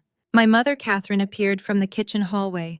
She wore a pristine, cream-colored cashmere dress, looking every bit the distressed but resilient matriarch she played for her wealthy country club friends. She did not step forward to hug me. She did not ask a single question about my physical well-being, the loss of my irreplaceable personal mementos, or the total destruction of my home. She simply crossed her arms and gestured sharply toward the dining archway. "Everyone is already seated, Cassidy," she said, her voice clipped and utterly devoid of maternal warmth. "Let us get this unpleasant business concluded quickly so we can all move on." I walked past her without a word and entered the dining room. The long mahogany table was formally set with the family's finest antique silver and heavy crystal goblets. At the far end sat my father Thomas, swirling a measure of deep red wine in his glass, projecting an aura of absolute unshakable authority. To his right sat Jamal, checking his expensive chronograph watch with an air of profound boredom. And directly across from my designated seat sat my sister. Sienna did not look like a woman who had committed multiple staggering felonies less than 24 hours prior. She looked positively radiant. Placed conspicuously on the empty velvet-upholstered chair beside her, rather than on the floor where a purse belonged, was a brand-new, structurally flawless Hermes Birkin bag in a striking shade of cobalt blue. The signature gold hardware caught the light from the massive crystal chandelier suspended above the table, glittering like a weapon. "Do you like it?" Sienna asked, catching my gaze, lingering on the leather. She reached over and affectionately patted the bag, a wide, triumphant smile spreading across her face. Jamal's firm was incredibly accommodating with a preliminary advance on the art insurance payout. They fast-tracked a partial wire transfer this afternoon. A girl needs a little retail therapy after experiencing such a stressful family tragedy. Do not you agree? The sheer, unadulterated audacity of the statement was breathtaking. She was openly flaunting the immediate spoils of an interstate wire fraud conspiracy, while the victim of her arson sat directly across from her. I forced myself to maintain a blank, defeated expression, hyper-aware of the hidden microphone absorbing every single syllable of her confession. "It is a very distinctive bag, Sienna," I replied evenly, keeping my voice loud enough for the wire to register clearly. "I am sure it cost an absolute fortune." "Worth every penny," Jamal chimed in, taking a relaxed sip of his wine. "Consider it a small silver lining to a terrible unfortunate accident." I pulled out my heavy wooden chair and sat down. The moment I was settled, the thin facade of a family dinner instantly evaporated. Thomas did not wait for the first course to be served. He reached into the inner pocket of his tailored suit jacket, produced a thick stack of stapled legal documents, and tossed them forcefully across the polished mahogany table. The heavy parchment slid smoothly across the wood, coming to a dead stop directly on top of my pristine porcelain dinner plate. I looked down at the bold capitalized font on the top page.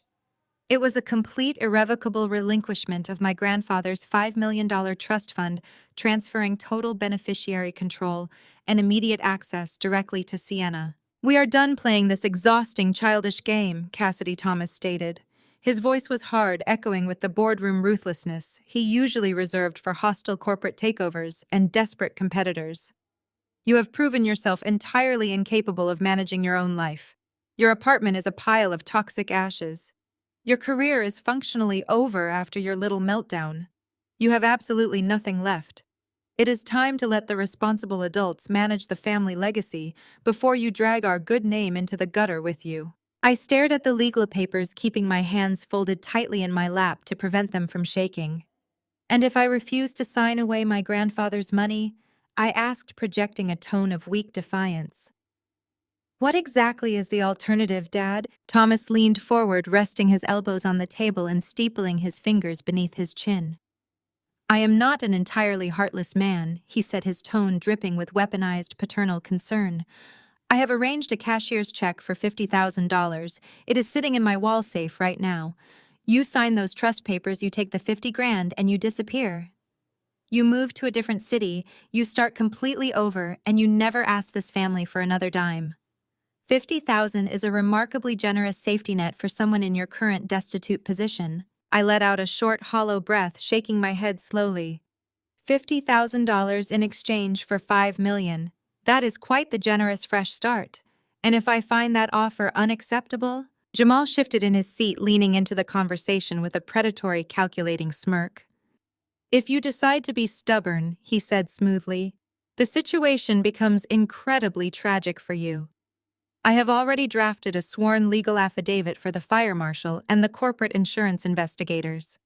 In it, I detail how I stopped by your apartment last night to check on you.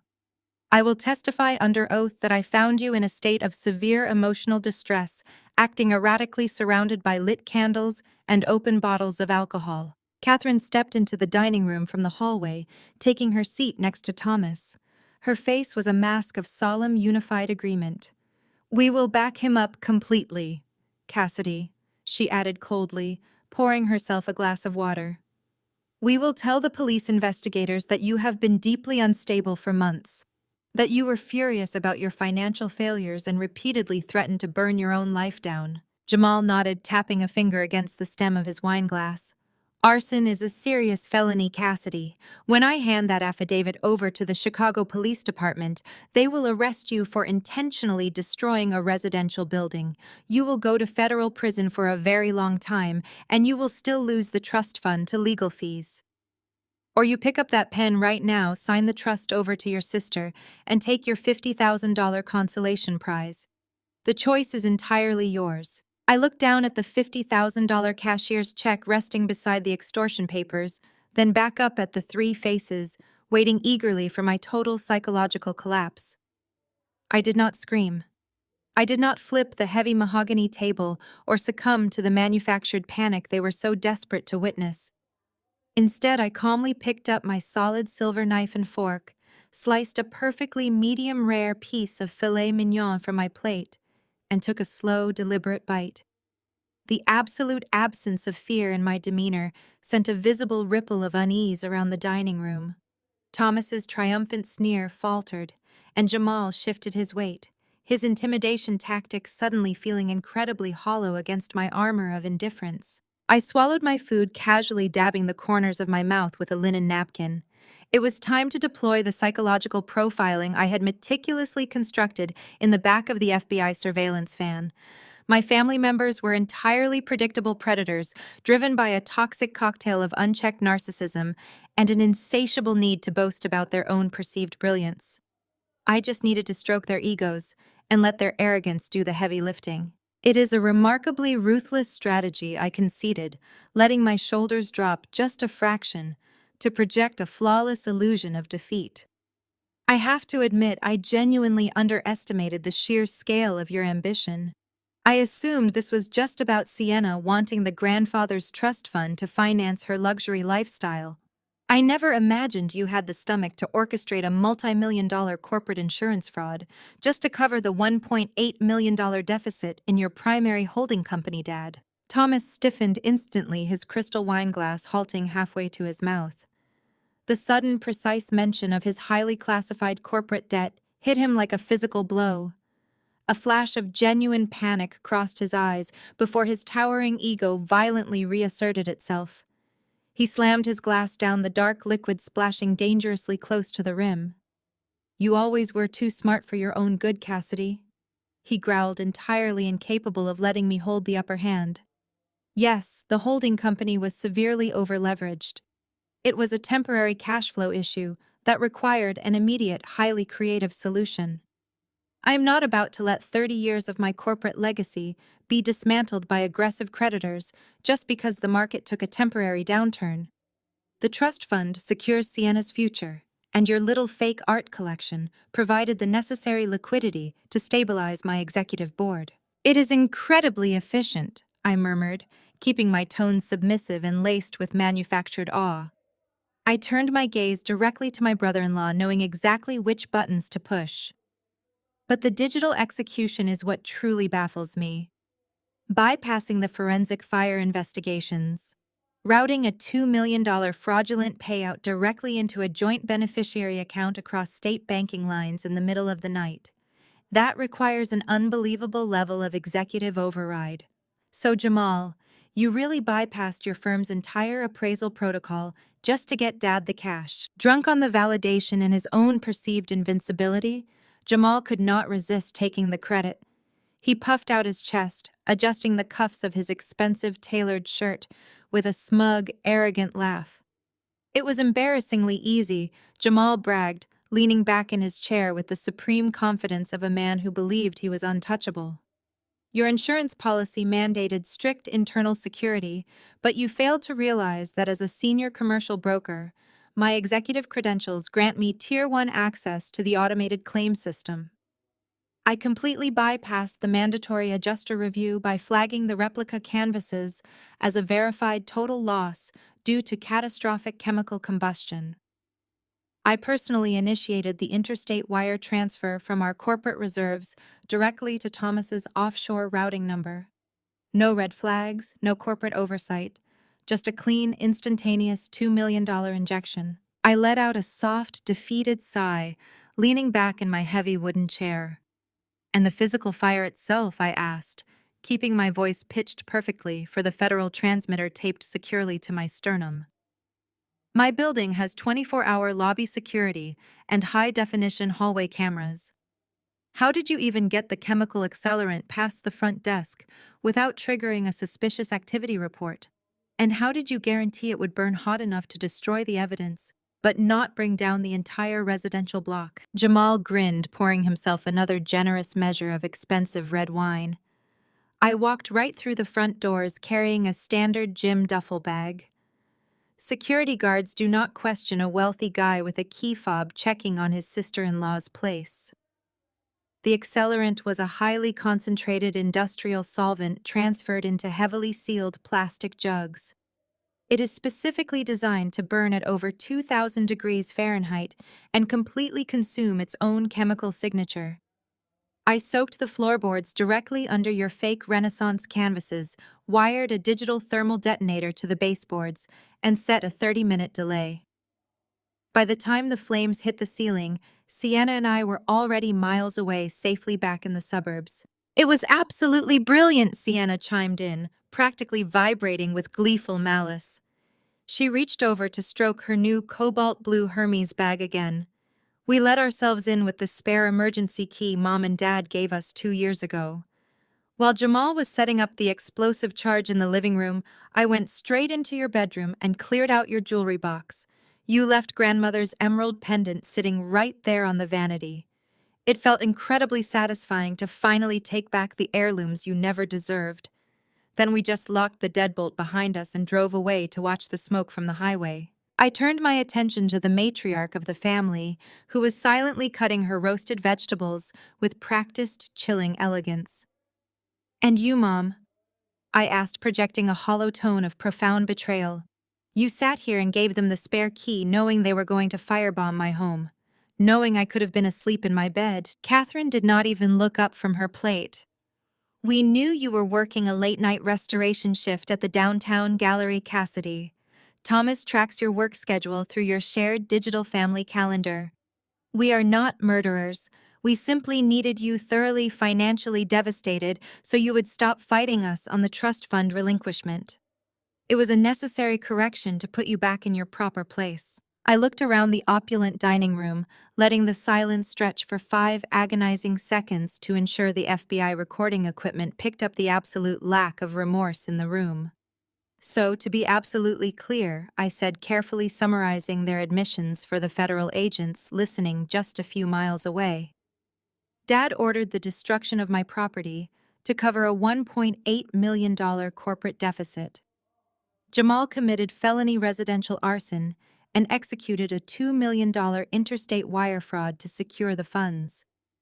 Sienna committed grand larceny by stealing my antique jewelry, and you are all actively using the threat of a fabricated police affidavit to extort my signature on a $5 million trust fund transfer." Thomas rolled his eyes, clearly annoyed by my meticulous recounting of their crimes. "Yes, Cassidy, that is exactly what we did, and there is absolutely nothing you can do to stop us. We hold all the cards. We have the money, we have the power, and we have the affidavit ready to send you to federal prison. So stop stalling, pick up the pen, and sign the documents." I looked at the gold-plated pen resting beside the $50,000 check.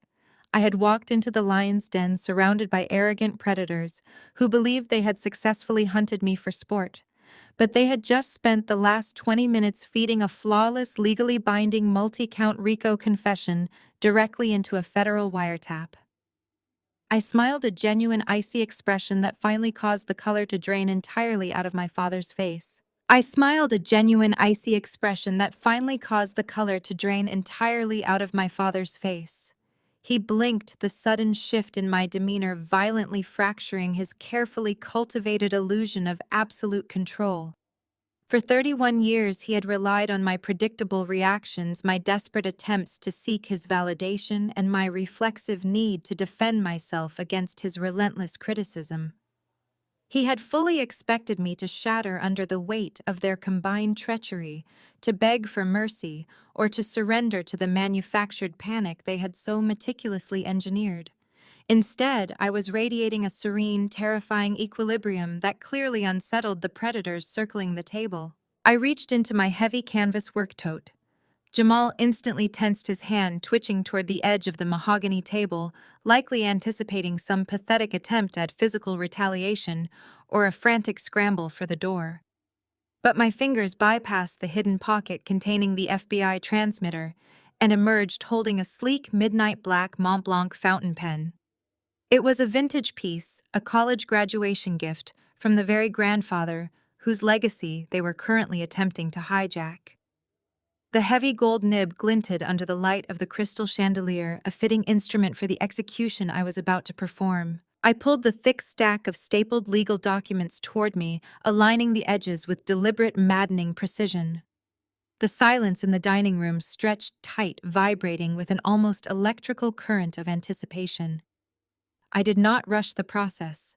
I methodically flipped through the heavy parchment pages, skimming the dense paragraphs of legalese with the practiced eye of a woman accustomed to scrutinizing complex corporate contracts.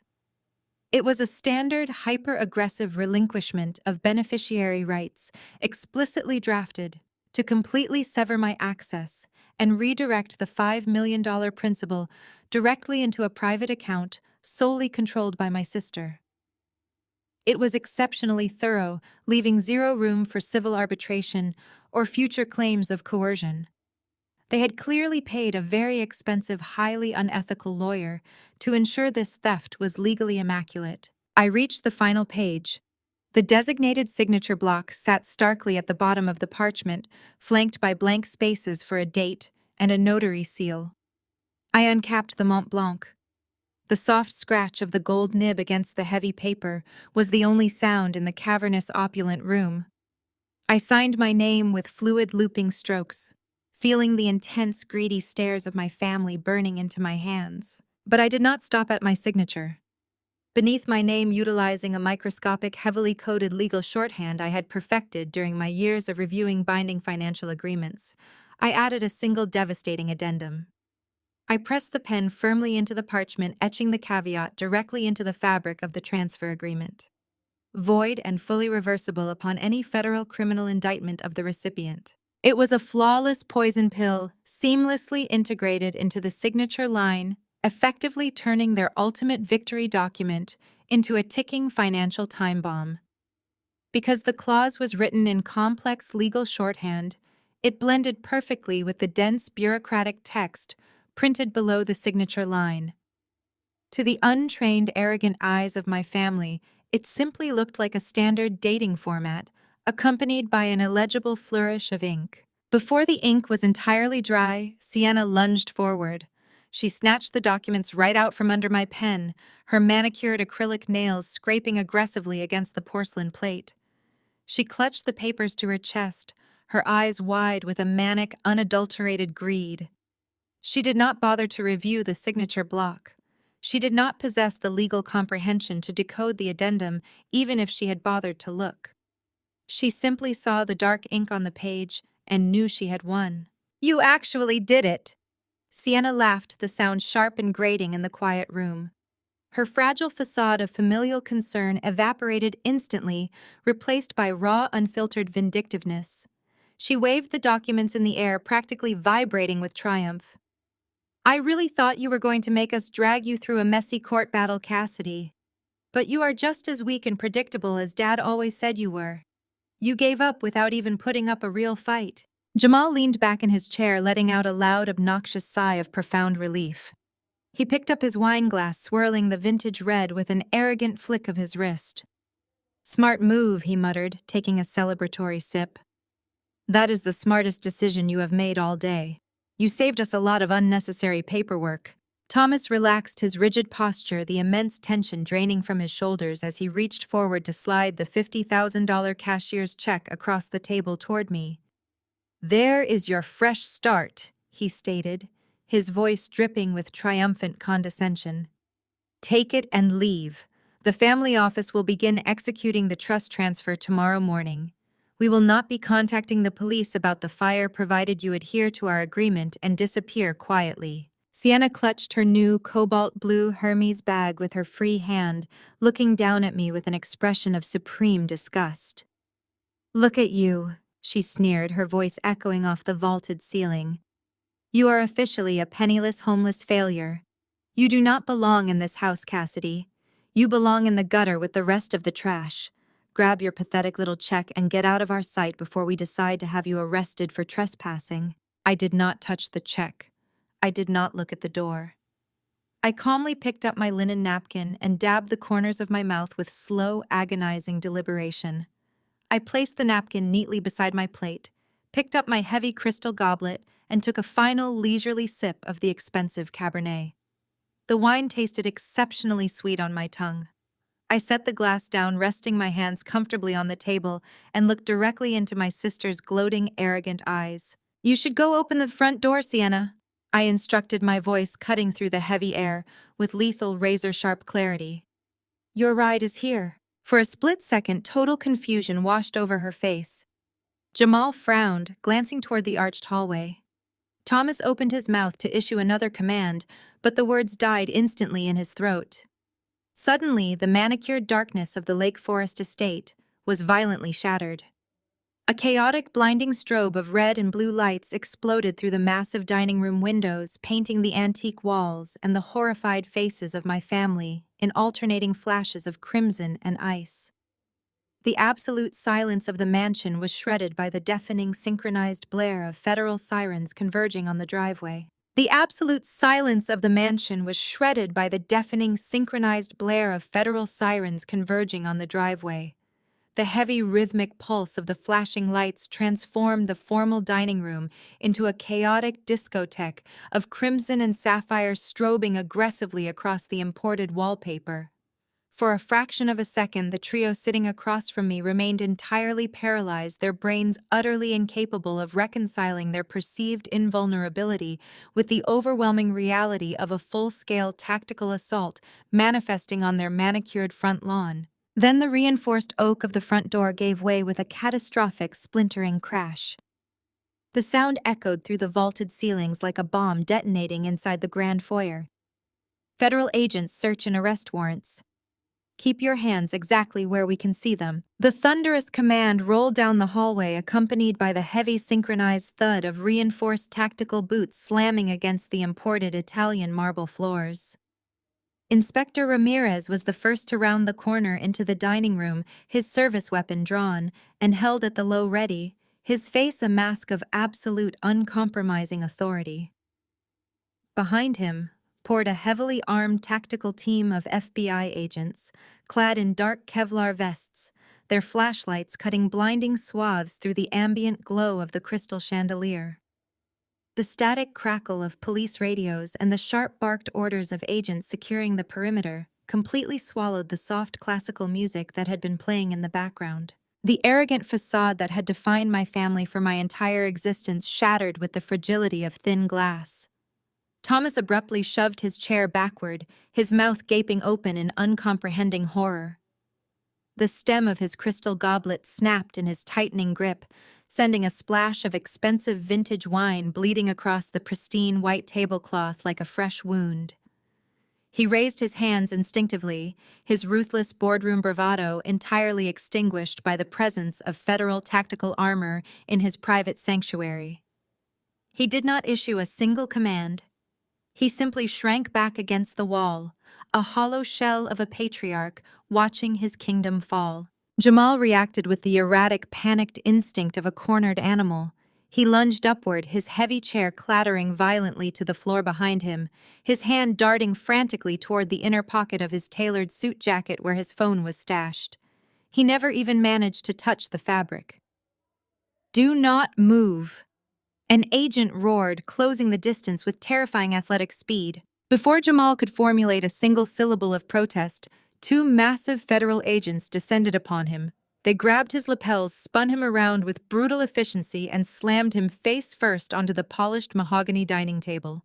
The impact rattled the antique silver cutlery and sent Thomas's abandoned $50,000 cashier's check fluttering aimlessly to the floor. Jamal gasped, his cheek pressed forcefully against the wood, right next to the cooling remnants of his filet mignon. The distinct metallic ratcheting of heavy steel handcuffs echoed sharply as his wrists were wrenched securely behind his back. "I am a senior executive," Jamal shouted, his voice muffled against the table, his former arrogance replaced by desperate outrage. "I demand my lawyer. You have no right to enter this property. I know my rights." Sienna unleashed a piercing, hysterical shriek, completely drowning out her husband's demands. She scrambled backward, instinctively clutching the forged trust documents to her chest, as if the parchment could somehow shield her from the incoming federal indictment. She tripped over the hem of her designer dress, stumbling into the corner of the room. A second pair of agents flanked her immediately. One agent seized her wrists, expertly stripping the papers from her grasp and forcing her arms behind her back. She was pushed forward, bent over the edge of the dining table, right beside her immobilized husband, her perfectly styled hair falling in a disheveled curtain across her face. "This is a mistake," Sienna shrieked, her voice cracking with sheer, unfiltered terror as the cold steel clamped around her wrists. "You cannot do this. Do you have any idea who my father is? Let go of me. We have not done anything wrong." Inspector Ramirez stepped forward, his eyes locking onto the frantic, struggling woman. "Sienna Vance," he stated, his voice cutting through her panic with chilling formality. "You are under arrest for conspiracy to commit arson, interstate wire fraud, and grand larceny. You have the right to remain silent. I highly suggest you utilize it immediately." As Ramirez continued reciting the Miranda rights over the din of the securing operation, a female federal agent stepped calmly through the perimeter of tactical officers. She was holding a stack of heavy plastic evidence bags and a digital camera. She approached Sienna, who was still hyperventilating against the edge of the mahogany table, and reached out with a gloved hand. Sienna flinched, sobbing hysterically, as the female agent's fingers brushed against her collarbone. The agent did not hesitate. With practiced clinical precision, she located the heavy gold clasp resting at the nape of Sienna's neck. A swift click, and the antique emerald pendant, the exact heirloom stolen from my bedroom vanity less than 24 hours ago, slid free, confiscating stolen property recovered directly on the suspect's person.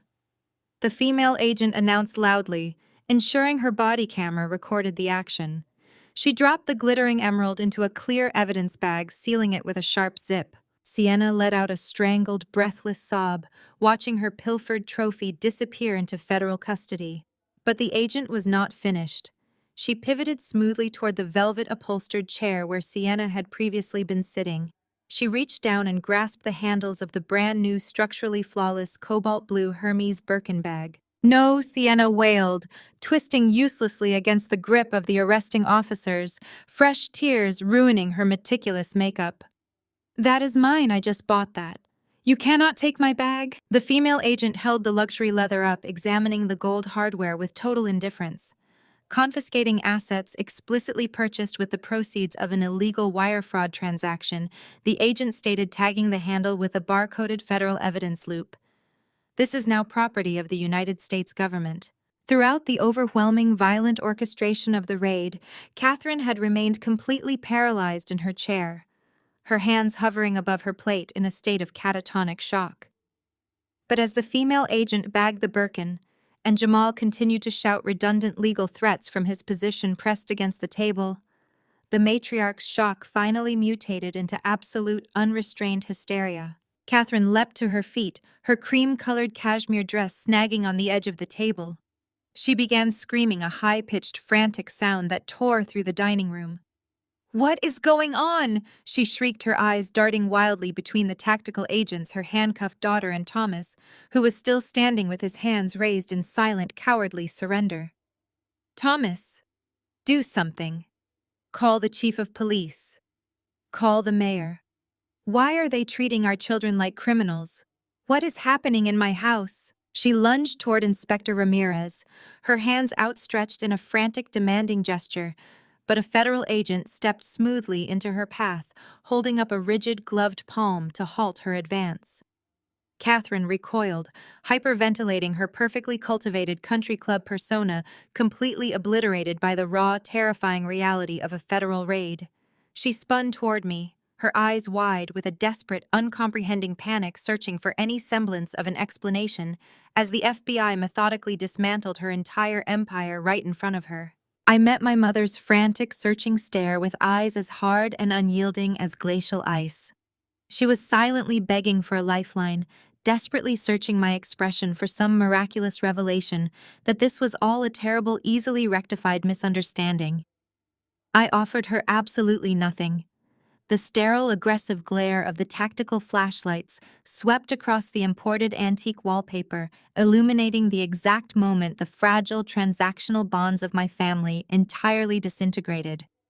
There is absolutely no loyalty among predators when the trap snaps shut, and the crushing, inescapable pressure of a federal indictment is a remarkably effective solvent. The illusion of their untouchable suburban royalty evaporated into the freezing air, leaving behind only the pathetic, scrambling reality of cornered criminals. It started with Jamal, the polished, untouchable corporate broker who had casually firebombed my apartment less than a day ago was currently pressed face first against a spreading puddle of spilled Cabernet Sauvignon.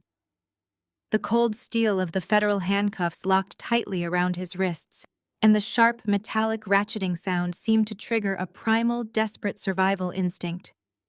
The sheer, suffocating reality of the Racketeer-Influenced and Corrupt Organizations Act was crashing down on him. He realized instantly that he was the most exposed variable in this criminal equation. He had physically planted the highly volatile accelerant. He had initiated the fraudulent interstate wire transfer. If he did not secure a protective deal, right this exact second, he was going to spend the next 3 decades decaying in a maximum security federal penitentiary. Jamal violently twisted his neck, his cheeks slipping against the wet mahogany as he gasped for air. He began to thrash against the unyielding grip of the 2 massive federal agents holding him pinned to the table. "Do not pin this entirely on me," he roared, his voice cracking with absolute raw panic. He jerked his cuffed wrists upward, managing to point a trembling, restricted finger directly across the chaotic dining room. "Look at him. Look at Thomas. This was his operation. I am just a corporate broker." Sienna let out a horrified, betrayed screech, but Jamal completely ignored his wife. He was fiercely fighting for his own survival, now eagerly throwing the patriarch of the family directly to the wolves. "He begged me to do it," Jamal screamed at Inspector Ramirez, spitting the words out in a frantic, breathless rush. His holding company was bleeding out. The corporate creditors were preparing to file for immediate hostile liquidation by Friday afternoon. Thomas came to me. He planned the entire insurance bypass protocol. He explicitly promised me a 30% cut of the $2 million payout if I handled the physical logistics of the fire. I have all the text messages on an encrypted application. I can give you the digital recovery keys right now. I want full federal immunity. I will testify against him. I will testify against all of them." The vicious, unhesitating betrayal echoed through the grand dining room, hanging in the air like toxic smoke. Thomas stood frozen against the expensive wallpaper, his hands still raised in a posture of cowardly surrender. He stared at his son-in-law, his face draining of whatever color remained until his skin matched the pale, sickly gray of the winter sky outside. The absolute humiliating destruction of his ego, the sudden realization that his own carefully selected, ruthlessly groomed protégé was eagerly selling him out to save his own skin, struck the patriarch with the physical force of a freight train. His entire empire, built on intimidation and enforced loyalty, was crumbling into federal evidence. Thomas let out a sudden wet gasp. His hands dropped from the surrender position, violently clutching the center of his chest. He staggered forward, his perfectly tailored suit jacket crumpling as his fingers dug frantically into his own sternum. He tried to speak, tried to issue one final authoritative command to silence Jamal's panicked rambling, but all that escaped his lips was a ragged, wheezing rattle. Sweat beaded instantly on his forehead. His knees buckled simultaneously. He tipped backward, his substantial weight crashing heavily into one of the velvet-upholstered dining chairs. The chair skidded violently against the hardwood floor before slamming into the antique mahogany credenza. Thomas slumped over his eyes, rolling back in his head, his jaw slackening as his face contorted in genuine agonizing pain. A massive, stress-induced cardiac episode had seized his heart physically, dropping him as swiftly as the federal raid had dropped his status. Medic. One of the tactical agents barked immediately, pressing 2 fingers against Thomas's neck to check for a pulse while keeping his service weapon trained on the room. We need EMTs in the dining room immediately. Suspect is experiencing a severe medical event. The agents maintained their secure perimeter entirely unbothered by the medical emergency unfolding in front of them. Catherine watched her husband collapse into a wheezing, semi-conscious heap, and the last remaining thread of her pristine country club sanity finally snapped. Her entire world was being catalogued into plastic evidence bags. She let out a guttural, wretched wail and sank to the floor. The luxurious cream-colored cashmere of her dress pooled around her knees on the cold marble tiles. She crawled. The woman who had spent 30 years looking down her nose at the entire world literally shuffled across the floor on her hands and knees until she reached my chair. She threw her arms forward, her manicured hands desperately grabbing at my ankles. Her grip was tight, her fingers digging frantically into the fabric of my slacks. "Cassidy, please!" Catherine sobbed, her face completely ruined by streaming tears and smeared cosmetics. She looked up at me, her expression a grotesque mask of pleading desperation. "You have to stop this. Tell them it is a massive mistake. Tell the agents we were just negotiating a private family matter. We are your family. He is your father. You cannot let them take us away to prison. I am begging you. Cassidy, please. Make them stop." I looked down at the woman gripping my legs. I felt absolutely nothing. No pity, no residual familial loyalty, no tragic sense of loss. The emotional well had run completely dry, scorched earth, left in the wake of their relentless cruelty. With a slow, deliberate motion, I pulled my legs back. When she refused to let go, her nails digging harder into my skin, I sharply and coldly kicked my heavy boots forward, forcefully, knocking her hands away from my shins. Catherine recoiled, gasping loudly as if I had physically struck her across the face. I stared down at her pathetic, groveling form, casually adjusting the cuffs of my borrowed oversized sweater to ensure the federal transmitter remained perfectly concealed. I watched her weep, offering no comfort, no salvation, and absolutely no mercy. "Not my problem," I stated, my voice echoing with a chilling, detached finality that cut cleanly through the blaring sirens and the shouting federal agents. "You should have been more careful." 30 days later, the flashing red and blue lights that had illuminated my family's downfall were replaced by the cold, fluorescent glare of federal courtrooms and corporate legal offices. The swiftness of the justice system, when motivated by a meticulously documented racketeer-influenced and corrupt organizations act conspiracy, was truly a marvel to witness. Thomas survived his stress-induced cardiac event, but waking up in a heavily guarded hospital wing was merely the prelude to his absolute destruction. The federal government did not offer sympathy for his failing health or his ruined pride. They offered subpoenas, asset seizures, and an unrelenting financial guillotine. Under the draconian provisions of the RICO Act, the FBI and the Financial Crimes Enforcement Network moved with lethal synchronicity. They did not just arrest my family, they surgically dismantled their entire existence, ripping the wealth from their hands overnight. Every single bank account tied to Thomas's name, every offshore shell corporation he had spent decades concealing, and every high-yield investment portfolio was instantly frozen. The sprawling Lake Forest estate, once a towering monument to my mother's insufferable vanity and the epicenter of their social dominance, was locked down. Its wrought iron gates were chained tight and tagged with aggressive federal seizure notices. Catherine was forced to vacate the premises under armed escort, with nothing but 2 standard-issue suitcases of permitted non-designer clothing.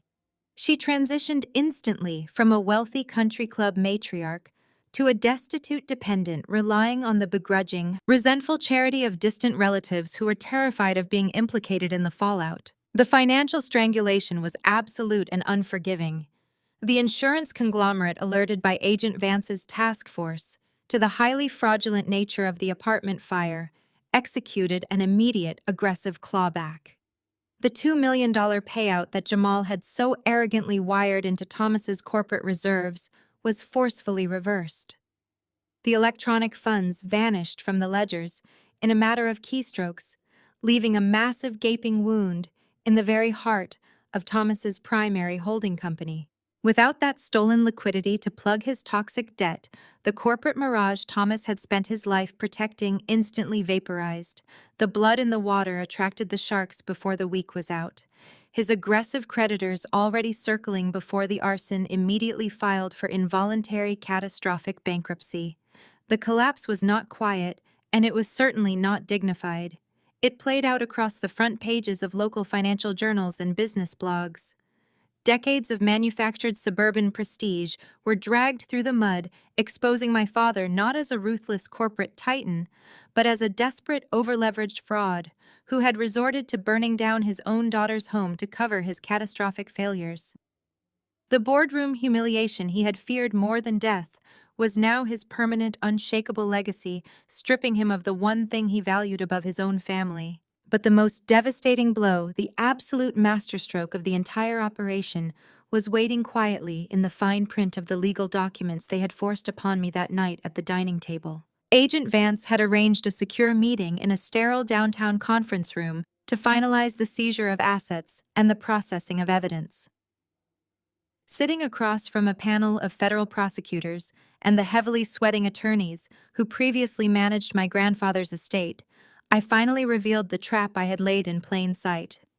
The lawyers, terrified of being indicted in the RICO charges, practically scrambled over each other to comply with the federal directives. They pulled up the trust transfer document, the very parchment Sienna had snatched from my hands in her moment of blind, arrogant greed. I directed their attention to the bottom of the page right beneath my flowing signature. The microscopic, heavily coded legal addendum I had etched into the paper was scrutinized under a magnifying glass. Void and fully reversible upon any federal criminal indictment of the recipient. The room fell entirely silent as the senior trust attorney read the clause aloud, his voice trembling slightly as he realized the magnitude of the legal snare.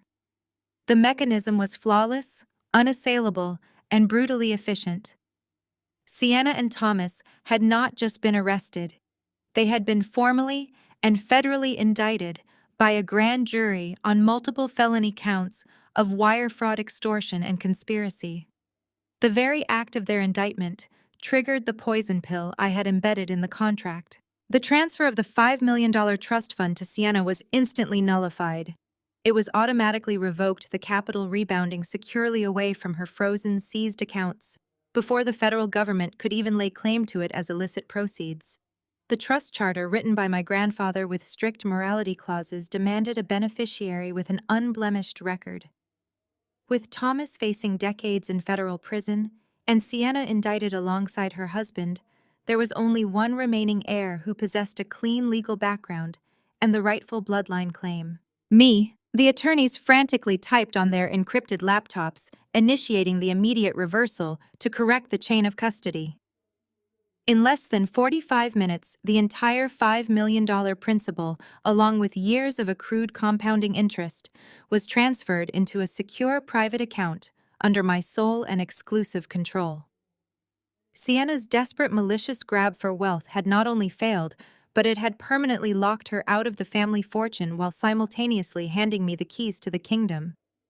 She had handed over the legal ammunition required to finalize her own poverty.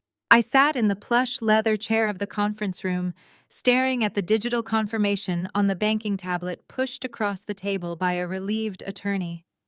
The numbers glowing on the screen represented absolute, untouchable freedom. It was not just the money, it was the sheer vindication. My family had burned my life to ashes, convinced I was too weak to strike back. They had viewed my independence as a threat and my empathy as a vulnerability. They had orchestrated a staggering criminal enterprise simply to maintain their comfortable illusions of superiority. Now Thomas was a bankrupt, disgraced felon, recovering in a secure prison ward, facing the total liquidation of his life's work. Jamal was actively cooperating with prosecutors desperately singing to save himself while dealing with the total ruin of his career and reputation. Sienna was sitting in a stark federal holding cell, permanently stripped of her stolen emeralds and her designer bags, utterly penniless and facing hard time. And Catherine was exiled from her precious high society, forced to watch her carefully curated world dissolve into a cautionary tale on the evening news. I picked up my canvas tote bag, thanked the federal agents and the pale, trembling attorneys for their time, and walked out of the high-rise building into the crisp, biting wind of the Chicago afternoon. The acrid smell of smoke that had haunted my senses for weeks was finally gone, replaced by the clean, sharp scent of total victory. I had lost an apartment and a few replaceable possessions, but in exchange, I had secured a $5 million empire and surgically removed the toxic infection that had poisoned my life since birth. I hailed a luxury sedan to take me back to my upscale hotel suite, my mind already calculating the incredible trajectory of my new, beautifully unencumbered future. The transition from the high-rise offices of downtown Chicago to the somber environment of the Everett McKinley Dirksen United States Courthouse felt like stepping into an execution chamber for the Vance family legacy. The grand dining room where my mother had once orchestrated her social triumphs was a distant memory. Now inside the wood-paneled federal courtroom, the air was thick with the sterile scent of floor polish and the quiet, tense murmurs of legal representation. The strobe lights of the tactical raid had long faded, replaced by the unyielding, steady glare of recessed ceiling lights that exposed every flaw, every crack, and every desperate tremor in the remaining members of my biological family. Catherine sat at the wooden spectator bench, looking completely unrecognizable. The perfectly coiffed hair, the crisp cashmere dresses, and the polished porcelain smile that had defined her for decades had completely disintegrated over the past 30 days. She looked haggard, her posture severely stooped, wearing an oversized wrinkled gray cardigan that swallowed her frail frame. Her hands shook uncontrollably as she clutched a damp tissue, her eyes red-rimmed and hollowed out by sleepless nights and public disgrace. Across the aisle, seated behind the defense table, Sienna and Jamal looked equally diminished. Stripped of their designer clothes and custom jewelry, they wore standard-issue orange jumpsuit separates their expressions a volatile mix of terror and residual defiance. The federal judge, an imposing woman with sharp eyes and an absolute intolerance for white-collar corruption, called the bail hearing to order. Before the defense counsel could even launch into their prepared arguments regarding community ties, Catherine erupted from her seat. Disregarding all courtroom decorum, she scrambled toward the wooden bar separating the spectators from the legal well, her voice cracking with a high-pitched, desperate desperation that echoed off the mahogany walls. "Your Honor, please, I beg of you, show some mercy," Catherine wept, her manicured nails catching on the polished wooden partition as she leaned toward the bench. "They are not criminals. They are good people who made a terrible, tragic mistake under immense financial pressure. Look at my daughter. She is terrifyingly fragile. She cannot survive in a federal holding facility." The judge's gavel slammed down once, a sharp, unyielding crack that vibrated through the courtroom. "Decorum will be maintained, ma'am, or you will be removed by the marshals immediately," the judge warned, her voice dripping with ice. Catherine flinched, but instead of retreating, she spun around, her wild, tear-stained gaze locking directly onto me. She rushed toward where I sat beside the federal prosecutors, ignoring her own attorney's frantic hand gestures to sit down. She fell against the wooden partition, her face contorted in a grotesque display of manufactured maternal agony, weaponizing the exact emotional manipulation she had used to keep me compliant for 31 years. "Cassidy, please, you have the power to stop this madness right now," Catherine pleaded, her voice dropping to a harsh, theatrical whisper that carried across the silent room. "You have the $5 million trust fund now. Grandfather's money is entirely in your account. Use it to post their bail. I am begging you as your mother. Jamal can secure a signature bond if you back it with the principal. Sienna needs to come home. Blood is thicker than water, Cassidy. No matter what happened, she is your sister. She is your own flesh and blood. You cannot leave her to rot in a cell just to satisfy your own vindictiveness. Think of the family name. Think of what your grandfather would say if he saw you destroying us like this. I sat perfectly still, my spine aligned against the leather backrest of the chair. The emotional blackmail that would have once provoked a defensive, desperate panic inside me now felt entirely pathetic. It was a phantom language spoken by a ghost from a life I had already discarded. I did not flinch. I did not offer a sympathetic nod, and I certainly did not reach for my wallet. The $5 million was the price of my liberation, not a rescue fund for the predators who had attempted to extort me while my life was burning to the ground. When the prosecution was called to present its argument against release, I stood up calmly. I smoothed the front of my tailored blazer and walked deliberately toward the witness stand. The click of my boots against the courtroom floor was the only sound breaking the heavy silence. I took the oath, sat down, and adjusted the microphone with precise, cold efficiency. I looked directly at the judge, completely bypassing the desperate, burning glares of my sister and brother-in-law. Your Honor, I am here today to deliver a factual victim impact statement regarding the defendants, Sienna and Jamal Vance. I began, my voice clear, steady, and entirely devoid of emotional tremor. The defense argues that my family represents a stable, nonviolent presence with deep community ties. The reality is that these individuals pose an immediate severe flight risk and possess a documented capacity for calculated violence. Sienna shifted violently in her chair, her handcuffs clattering against the metal table, but the marshals behind her instantly placed a warning hand on her shoulder. Less than 24 hours before their arrest, Jamal Vance deliberately firebombed my primary residence, utilizing corporate resources to conceal the transaction. I continued, my gaze remaining locked on the judge. They didn't just target a structure, they targeted my life, fully aware that I was inside. When that physical violence failed to destroy me, they did not retreat. Instead, they escalated to an orchestrated, multi-layered campaign of remorseless extortion.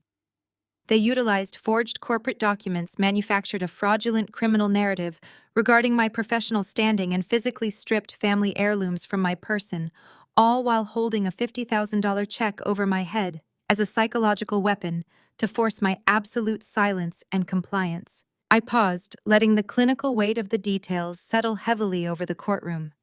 I reached into my folder, pulling out the official transcripts of the encrypted communications Jamal had traded for a prosecution deal alongside the structural analysis of the fire. The trust documents they forced me to sign under duress were explicitly designed to hide their shifting corporate assets before their creditors could initiate hostile liquidation, I stated with absolute finality.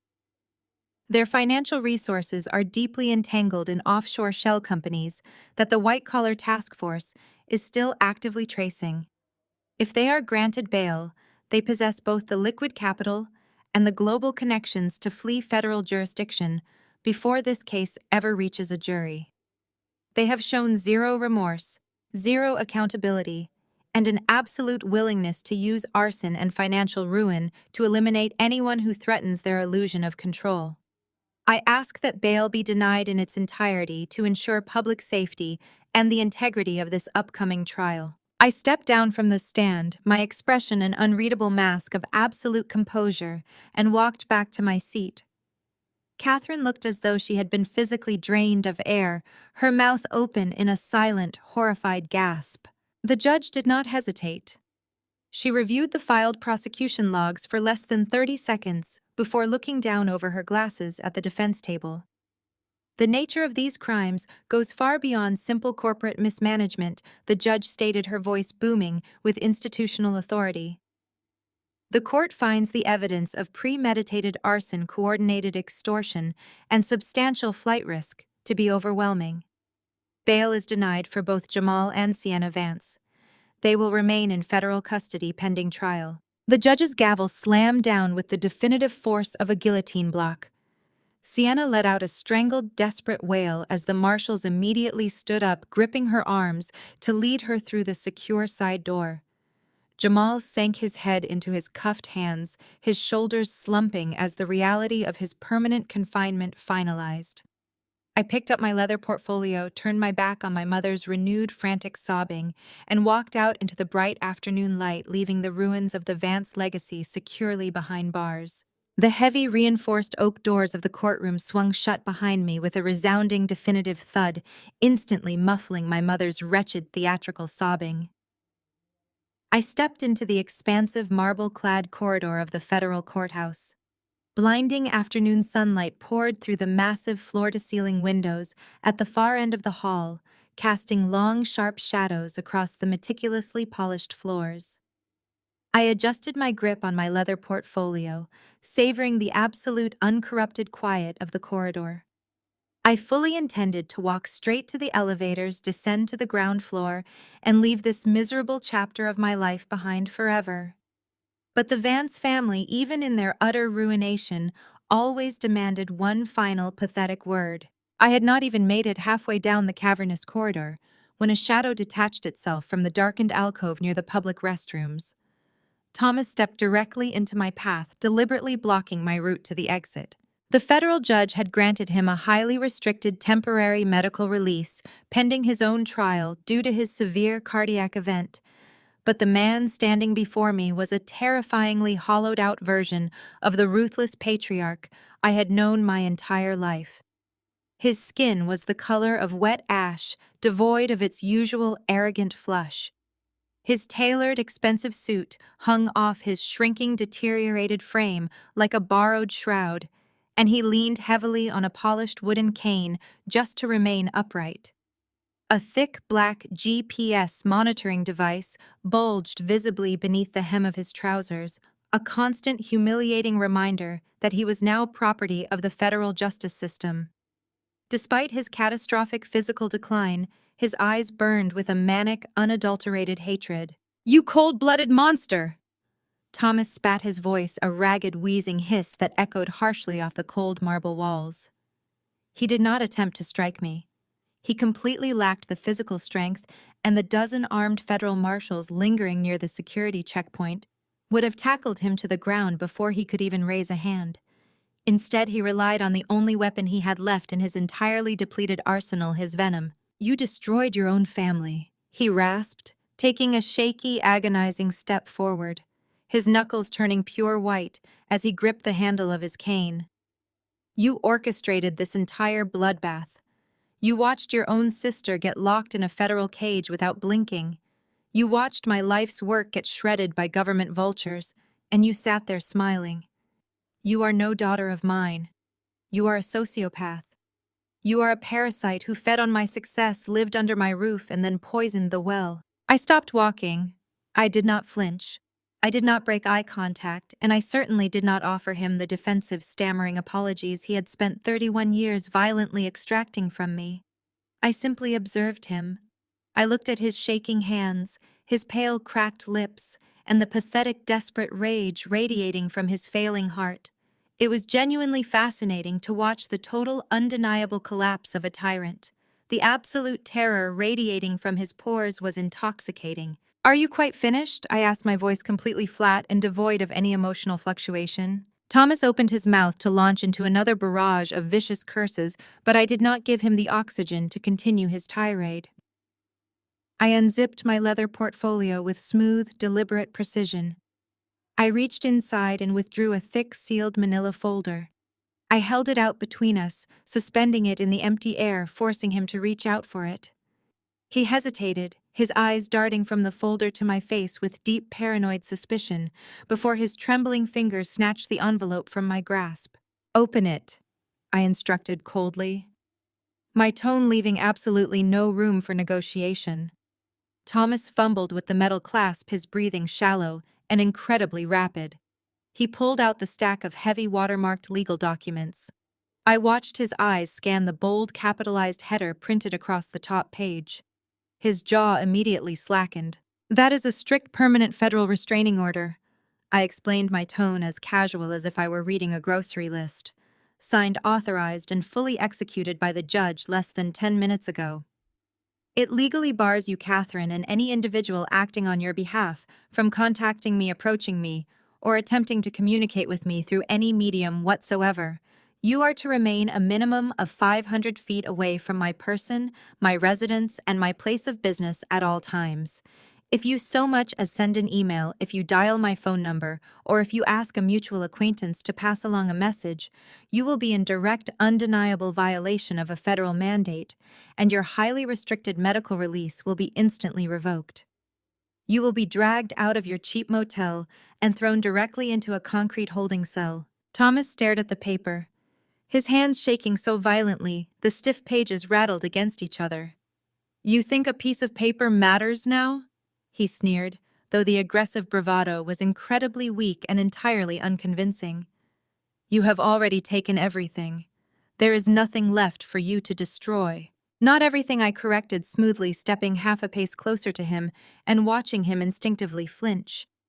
"There is one final piece of business we need to conclude before we part ways permanently." I watched his eyes narrow, a flicker of genuine apprehension breaking through his manufactured rage. He knew the financial guillotine had already fallen on his empire, but he clearly did not comprehend the absolute finality of my execution strategy. "With your assets entirely frozen under the federal RICO indictments, and your corporate bank accounts aggressively seized by the government, your creditors were incredibly eager to mitigate their massive losses," I stated, enunciating every single syllable with razor-sharp clarity. "They did not wait for the dust to settle or for your lawyers to file meaningless appeals. The bank officially foreclosed on the Lake Forest estate last week." Thomas swallowed hard, his throat bobbing visibly. He knew this fact. The humiliating eviction notice had been the final fatal blow to Catherine's rapidly deteriorating sanity, but he did not know what happened after the locks were changed. "The property went up for a closed-door expedited bank auction early this morning." I continued, my voice dropping to a near whisper, ensuring every word landed with maximum devastating impact. "The bank was desperate for immediate liquidity. They wanted the toxic asset off their books before the media circus surrounding your criminal trial fully escalated. They accepted a rock-bottom, drastically reduced offer without a second thought." "Who?" Thomas gasped, his grip on his cane slipping slightly as he stared at me in total horror. "Who bought my house?" I smiled. It was the exact same icy, terrifying expression I had given him at the dining table right before the FBI breached his reinforced doors. "I did," I replied.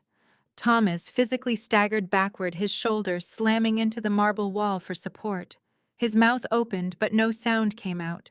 The air seemed to completely evacuate from his collapsing lungs. "I purchased the beloved Vance family mansion this morning." I confirmed, letting the absolute cruelty of the reality wash over him like a freezing tidal wave. "I bought the manicured lawns, the vaulted ceilings, the crystal chandeliers, and the custom mahogany dining table where you sat and told me I was a worthless failure." In the most poetic part of the entire transaction, Thomas Thawai bypassed the tedious mortgage process entirely. "I paid for your repossessed kingdom completely in cash, utilizing the $5 million trust fund you so generously surrendered to me." The psychological destruction was absolute and instantaneous. He was not just defeated, he was entirely erased from the map.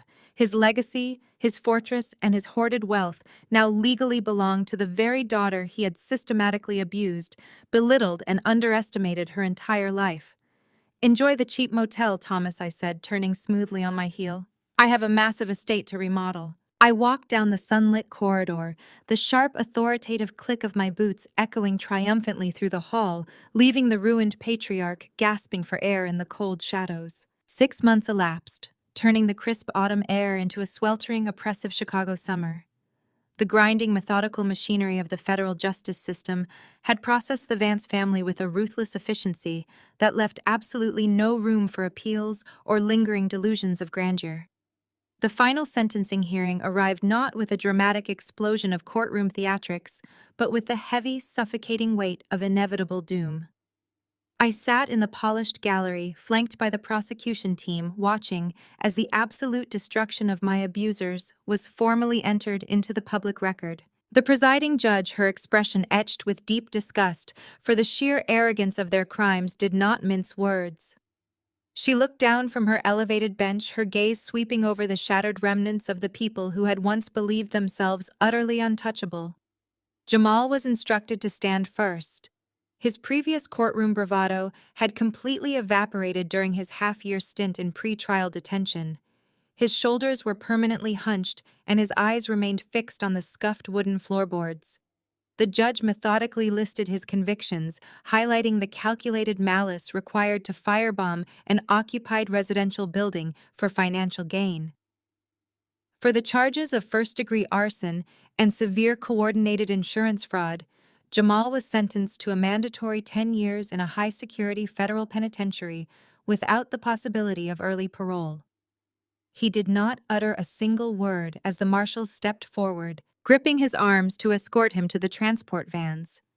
There was no final glance backward, only the hollow, shuffling gait of a man who had entirely forfeited his own life. Sienna was called next. The stark orange jumpsuit hung loosely over her significantly thinned frame. The glossy, perfectly curated aesthetic she had weaponized her entire life was gone, replaced by pallid skin, unkempt hair, and trembling hands. Her defense attorney had pleaded for leniency, citing her lack of prior criminal history and her supposed manipulation by her husband. The judge fiercely rejected the narrative. The federal investigation had unequivocally proven her active, enthusiastic participation as an accomplice in the extortion and the fraudulent trust transfer. For her direct role in the conspiracy, Sienna was handed a firm 5-year sentence in a federal correctional institution. As the gavel struck the sounding block, she let out a quiet, pathetic whimper, her knees buckling slightly before the guards caught her and led her away to begin her half-decade of absolute confinement, permanently stripping her of the luxury and privilege she worshipped. Thomas was the only indicted conspirator who managed to evade a physical prison cell, though his alternative was arguably a fate he considered worse than death. His medical records, extensively verified by court-appointed cardiologists, confirmed that his failing heart could not withstand the rigors of federal incarceration. However, the court did not offer him a reprieve from punishment. Sparing him a concrete cell, the judge sentenced him to the maximum allowable term of highly restrictive, heavily monitored probation. His travel was permanently restricted, his communications surveilled, and his movements tracked by the thick GPS monitor he would wear for the remainder of his days. But the ultimate fatal blow to Thomas's ego was the financial and professional execution handed down from the bench. His total catastrophic bankruptcy was officially finalized, wiping out every hidden offshore account and liquid asset the federal agents had seized. Furthermore, the judge imposed a permanent lifetime ban barring Thomas from ever holding a corporate directorship, executive position, or financial advisory role in any capacity. He was legally branded a radioactive fraud, stripped of his title, his influence, and his very identity. He slumped in his chair, a broken, bankrupt shell of a man staring blankly ahead at a future completely devoid of power and relevance. With the legal hammer officially dropped, the final domino in the Vance family collapse tipped over, crushing Catherine beneath its weight. Stripped entirely of her husband's illicit wealth, her stolen social status, and the Lake Forest mansion I now legally owned, she was forcefully expelled from the insulated bubble of high society. The transition was brutal and completely unceremonious. The country club memberships were instantly revoked due to unpaid dues. Her designer wardrobes were seized by bankruptcy liquidators, and the sycophantic friends who had once attended her lavish dinner parties vanished, like smoke terrified of the social contagion her presence now brought. With no savings, no employable skills, and a toxic public reputation, Catherine was forced to rely on the meager assistance program she had spent her entire life aggressively mocking. She relocated from a sprawling gated estate into a tiny state-subsidized studio apartment on the industrial outskirts of the city. The cramped, dimly lit unit smelled perpetually of boiled cabbage and old linoleum, a far cry from the vaulted ceilings and imported marble she felt she was fundamentally owed. The neighborhood was loud, the heating was inconsistent, and her view consisted entirely of a brick wall and a rusted chain-link fence. But the reality of her poverty did not stop at her front door. To meet the strict requirements of her housing subsidy and to afford basic groceries, the former matriarch of the Vance Empire was forced to enter the workforce for the very first time in her 60 years. Her new domain was not a charity gala or a luxury boutique, but lane 4 of a discount grocery store. Wearing a stiff polyester uniform vest that scratched against her neck and a plastic name tag, Catherine spent 40 hours a week standing on an anti-fatigue mat under harsh, unforgiving fluorescent lights. She spent her days scanning barcodes, bagging bruised produce, and enduring the impatient sighs of hurried commuters. The hands that had once worn multi-carat diamonds and poured vintage wine now ached from hauling heavy bags of dog food and gallons of milk across the scanner belt. Her feet swelled, her back throbbed, and her pride was systematically pulverized hour by grueling hour. Every time a former acquaintance or a familiar face from her past life happened to wander into the store, she would shrink behind her register, her face burning with an all-consuming, inescapable humiliation as she was forced to ask them if they had found everything they needed. The destruction was absolutely complete. The predators who had burned my apartment mocked my existence and attempted to steal my future had been surgically dismantled by their own greed. They had gambled everything on the assumption that I was too weak to fight back, blinded by their own towering arrogance. In return, I had secured my absolute freedom, safeguarded my grandfather's legacy, and claimed the unparalleled satisfaction of watching the architects of my suffering pay the ultimate permanent price. The physical manifestation of my victory required a stage fitting for the empire I was building. Over the next 8 months, I poured my energy, my meticulous attention to detail, and my newly acquired capital into completely gutting the Lake Forest estate. I stripped away every trace of Catherine's garish country club aesthetic and ruthlessly eradicated Thomas's suffocating dark-paneled gloom. I did not just renovate the property, I exorcised it. I tore down the walls that had trapped me in a cycle of perpetual inadequacy and shattered the physical boundaries of their arrogance. In their place, I constructed a fortress of light, reinforced glass, and undeniable sophistication. I transformed the sprawling suburban mansion into the premier fine art appraisal gallery of the Midwest, a sanctuary dedicated to authenticity, value, and truth concepts my biological family had never comprehended. The grand opening took place on a crisp, biting December evening, the air shimmering with the promise of a spectacular, unforgiving winter. Valets in sharp-tailored coats navigated a steady stream of luxury sedans up the sweeping circular driveway, parking them where Thomas's repossessed sports cars used to sit. Inside, the transformation was absolutely breathtaking. The grand foyer where my mother had once hosted her superficial, venomous socialite gatherings now featured museum-quality track lighting, illuminating priceless authenticated canvases, and stunning modernist sculptures. The space buzzed with an electric, vibrant energy, filled with a highly curated guest list of international art collectors, influential critics, and the high society clientele who had swiftly and mercilessly abandoned my parents' sinking ship. I stood before the floor-to-ceiling mirror in the master suite, a massive room that now belonged entirely to me. I wore a tailored midnight blue silk gown that projected effortless, unassailable authority.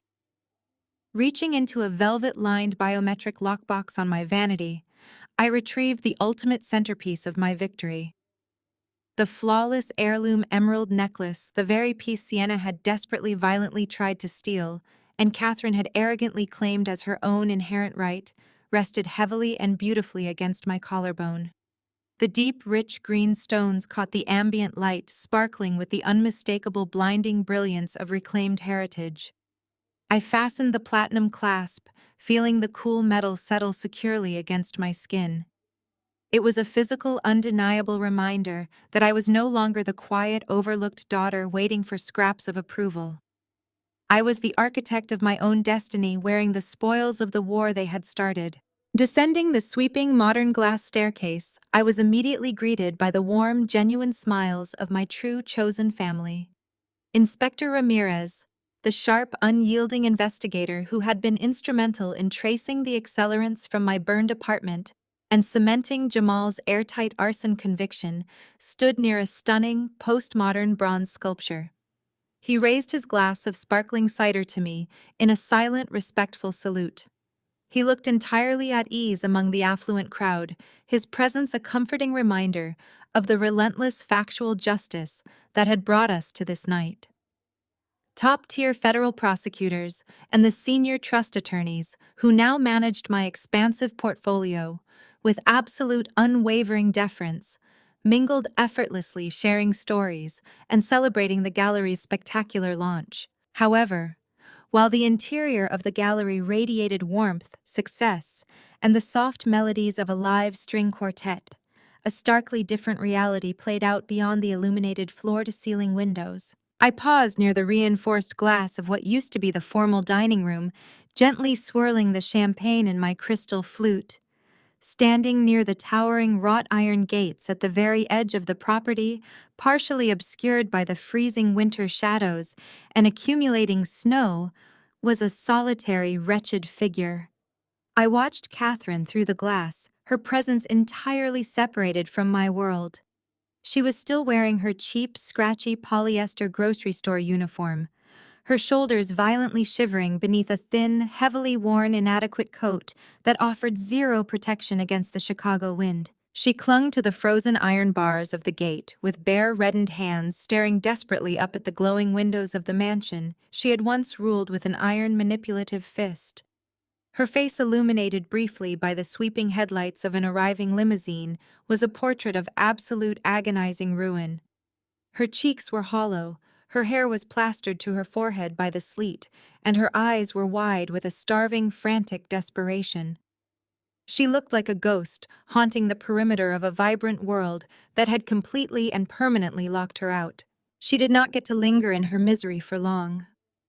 A private security guard dressed in a heavy insulated winter coat and an earpiece approached her with polite but uncompromising firmness. I watched as he gestured toward the public sidewalk, calmly instructing her to step away from the private property perimeter. Catherine's shoulders slumped in a display of total, irreversible defeat. She did not argue. She did not scream about her former status or demand to speak to the owner. The fight had been entirely bled out of her by minimum wage shifts and a subsidized reality. She turned away from the warmth, pulling her thin coat tighter against the biting wind, and began the long, freezing walk toward the public bus stop, dissolving into the blackness of the winter night. I felt no pity. I felt no residual guilt. I simply took a sip of my vintage champagne and turned my back on the window, leaving her to the cold. Returning to the center of the gallery, I was immediately surrounded by laughter, congratulations, and the comforting presence of people who valued my intellect and my integrity. I stepped onto the slightly elevated landing near the main exhibition hall and gently tapped my crystal flute with a silver spoon. The low hum of sophisticated conversation gradually faded as the attendees turned their attention toward me, their faces reflecting genuine admiration and respect. To new beginnings, I projected my voice, carrying clearly and confidently across the pristine, illuminated gallery. I looked at Inspector Ramirez, the dedicated legal teams, and the loyal clients who had trusted my vision. We are standing in a space that has been completely, fundamentally transformed. It is a living testament to the fact that no matter how thoroughly something is destroyed, the right foundation can support a masterpiece. I raised my glass higher, the heavy emeralds glittering brilliantly around my neck, reflecting the ambient light like shattered glass. They tried to burn me to keep themselves warm, I said, my voice echoing with absolute unwavering finality. So I took their ashes, and I built an empire. The room erupted into genuine, enthusiastic applause, the sound washing over me like a baptism of total vindication. I took a deep, steadying breath, inhaling the crisp scent of expensive catering, fresh paint, and absolute victory. The terrified, obedient girl who had sat silently at the edge of the Vance family dining table was dead, buried forever under the rubble of their federal indictments and catastrophic bankruptcies. In her place stood a woman of untouchable wealth, immense power, and unapologetic triumph. My family had demanded a sacrifice, but I had delivered a reckoning, and the kingdom was finally entirely mine. The most profound lesson from Cassidy's journey is that true empowerment comes from reclaiming your own narrative. Her family relentlessly tried to define her worth through manipulation, greed, and violence. However, she proved that you never have to remain a victim of toxic bloodlines. Instead of breaking under the weight of betrayal, she weaponized their underestimation. She transformed her trauma into unshakable strength, building an empire from the very ashes of their malice. Never let abusive people dictate your potential or steal your future. Take control of your own life today. Share your story of overcoming adversity and comment below.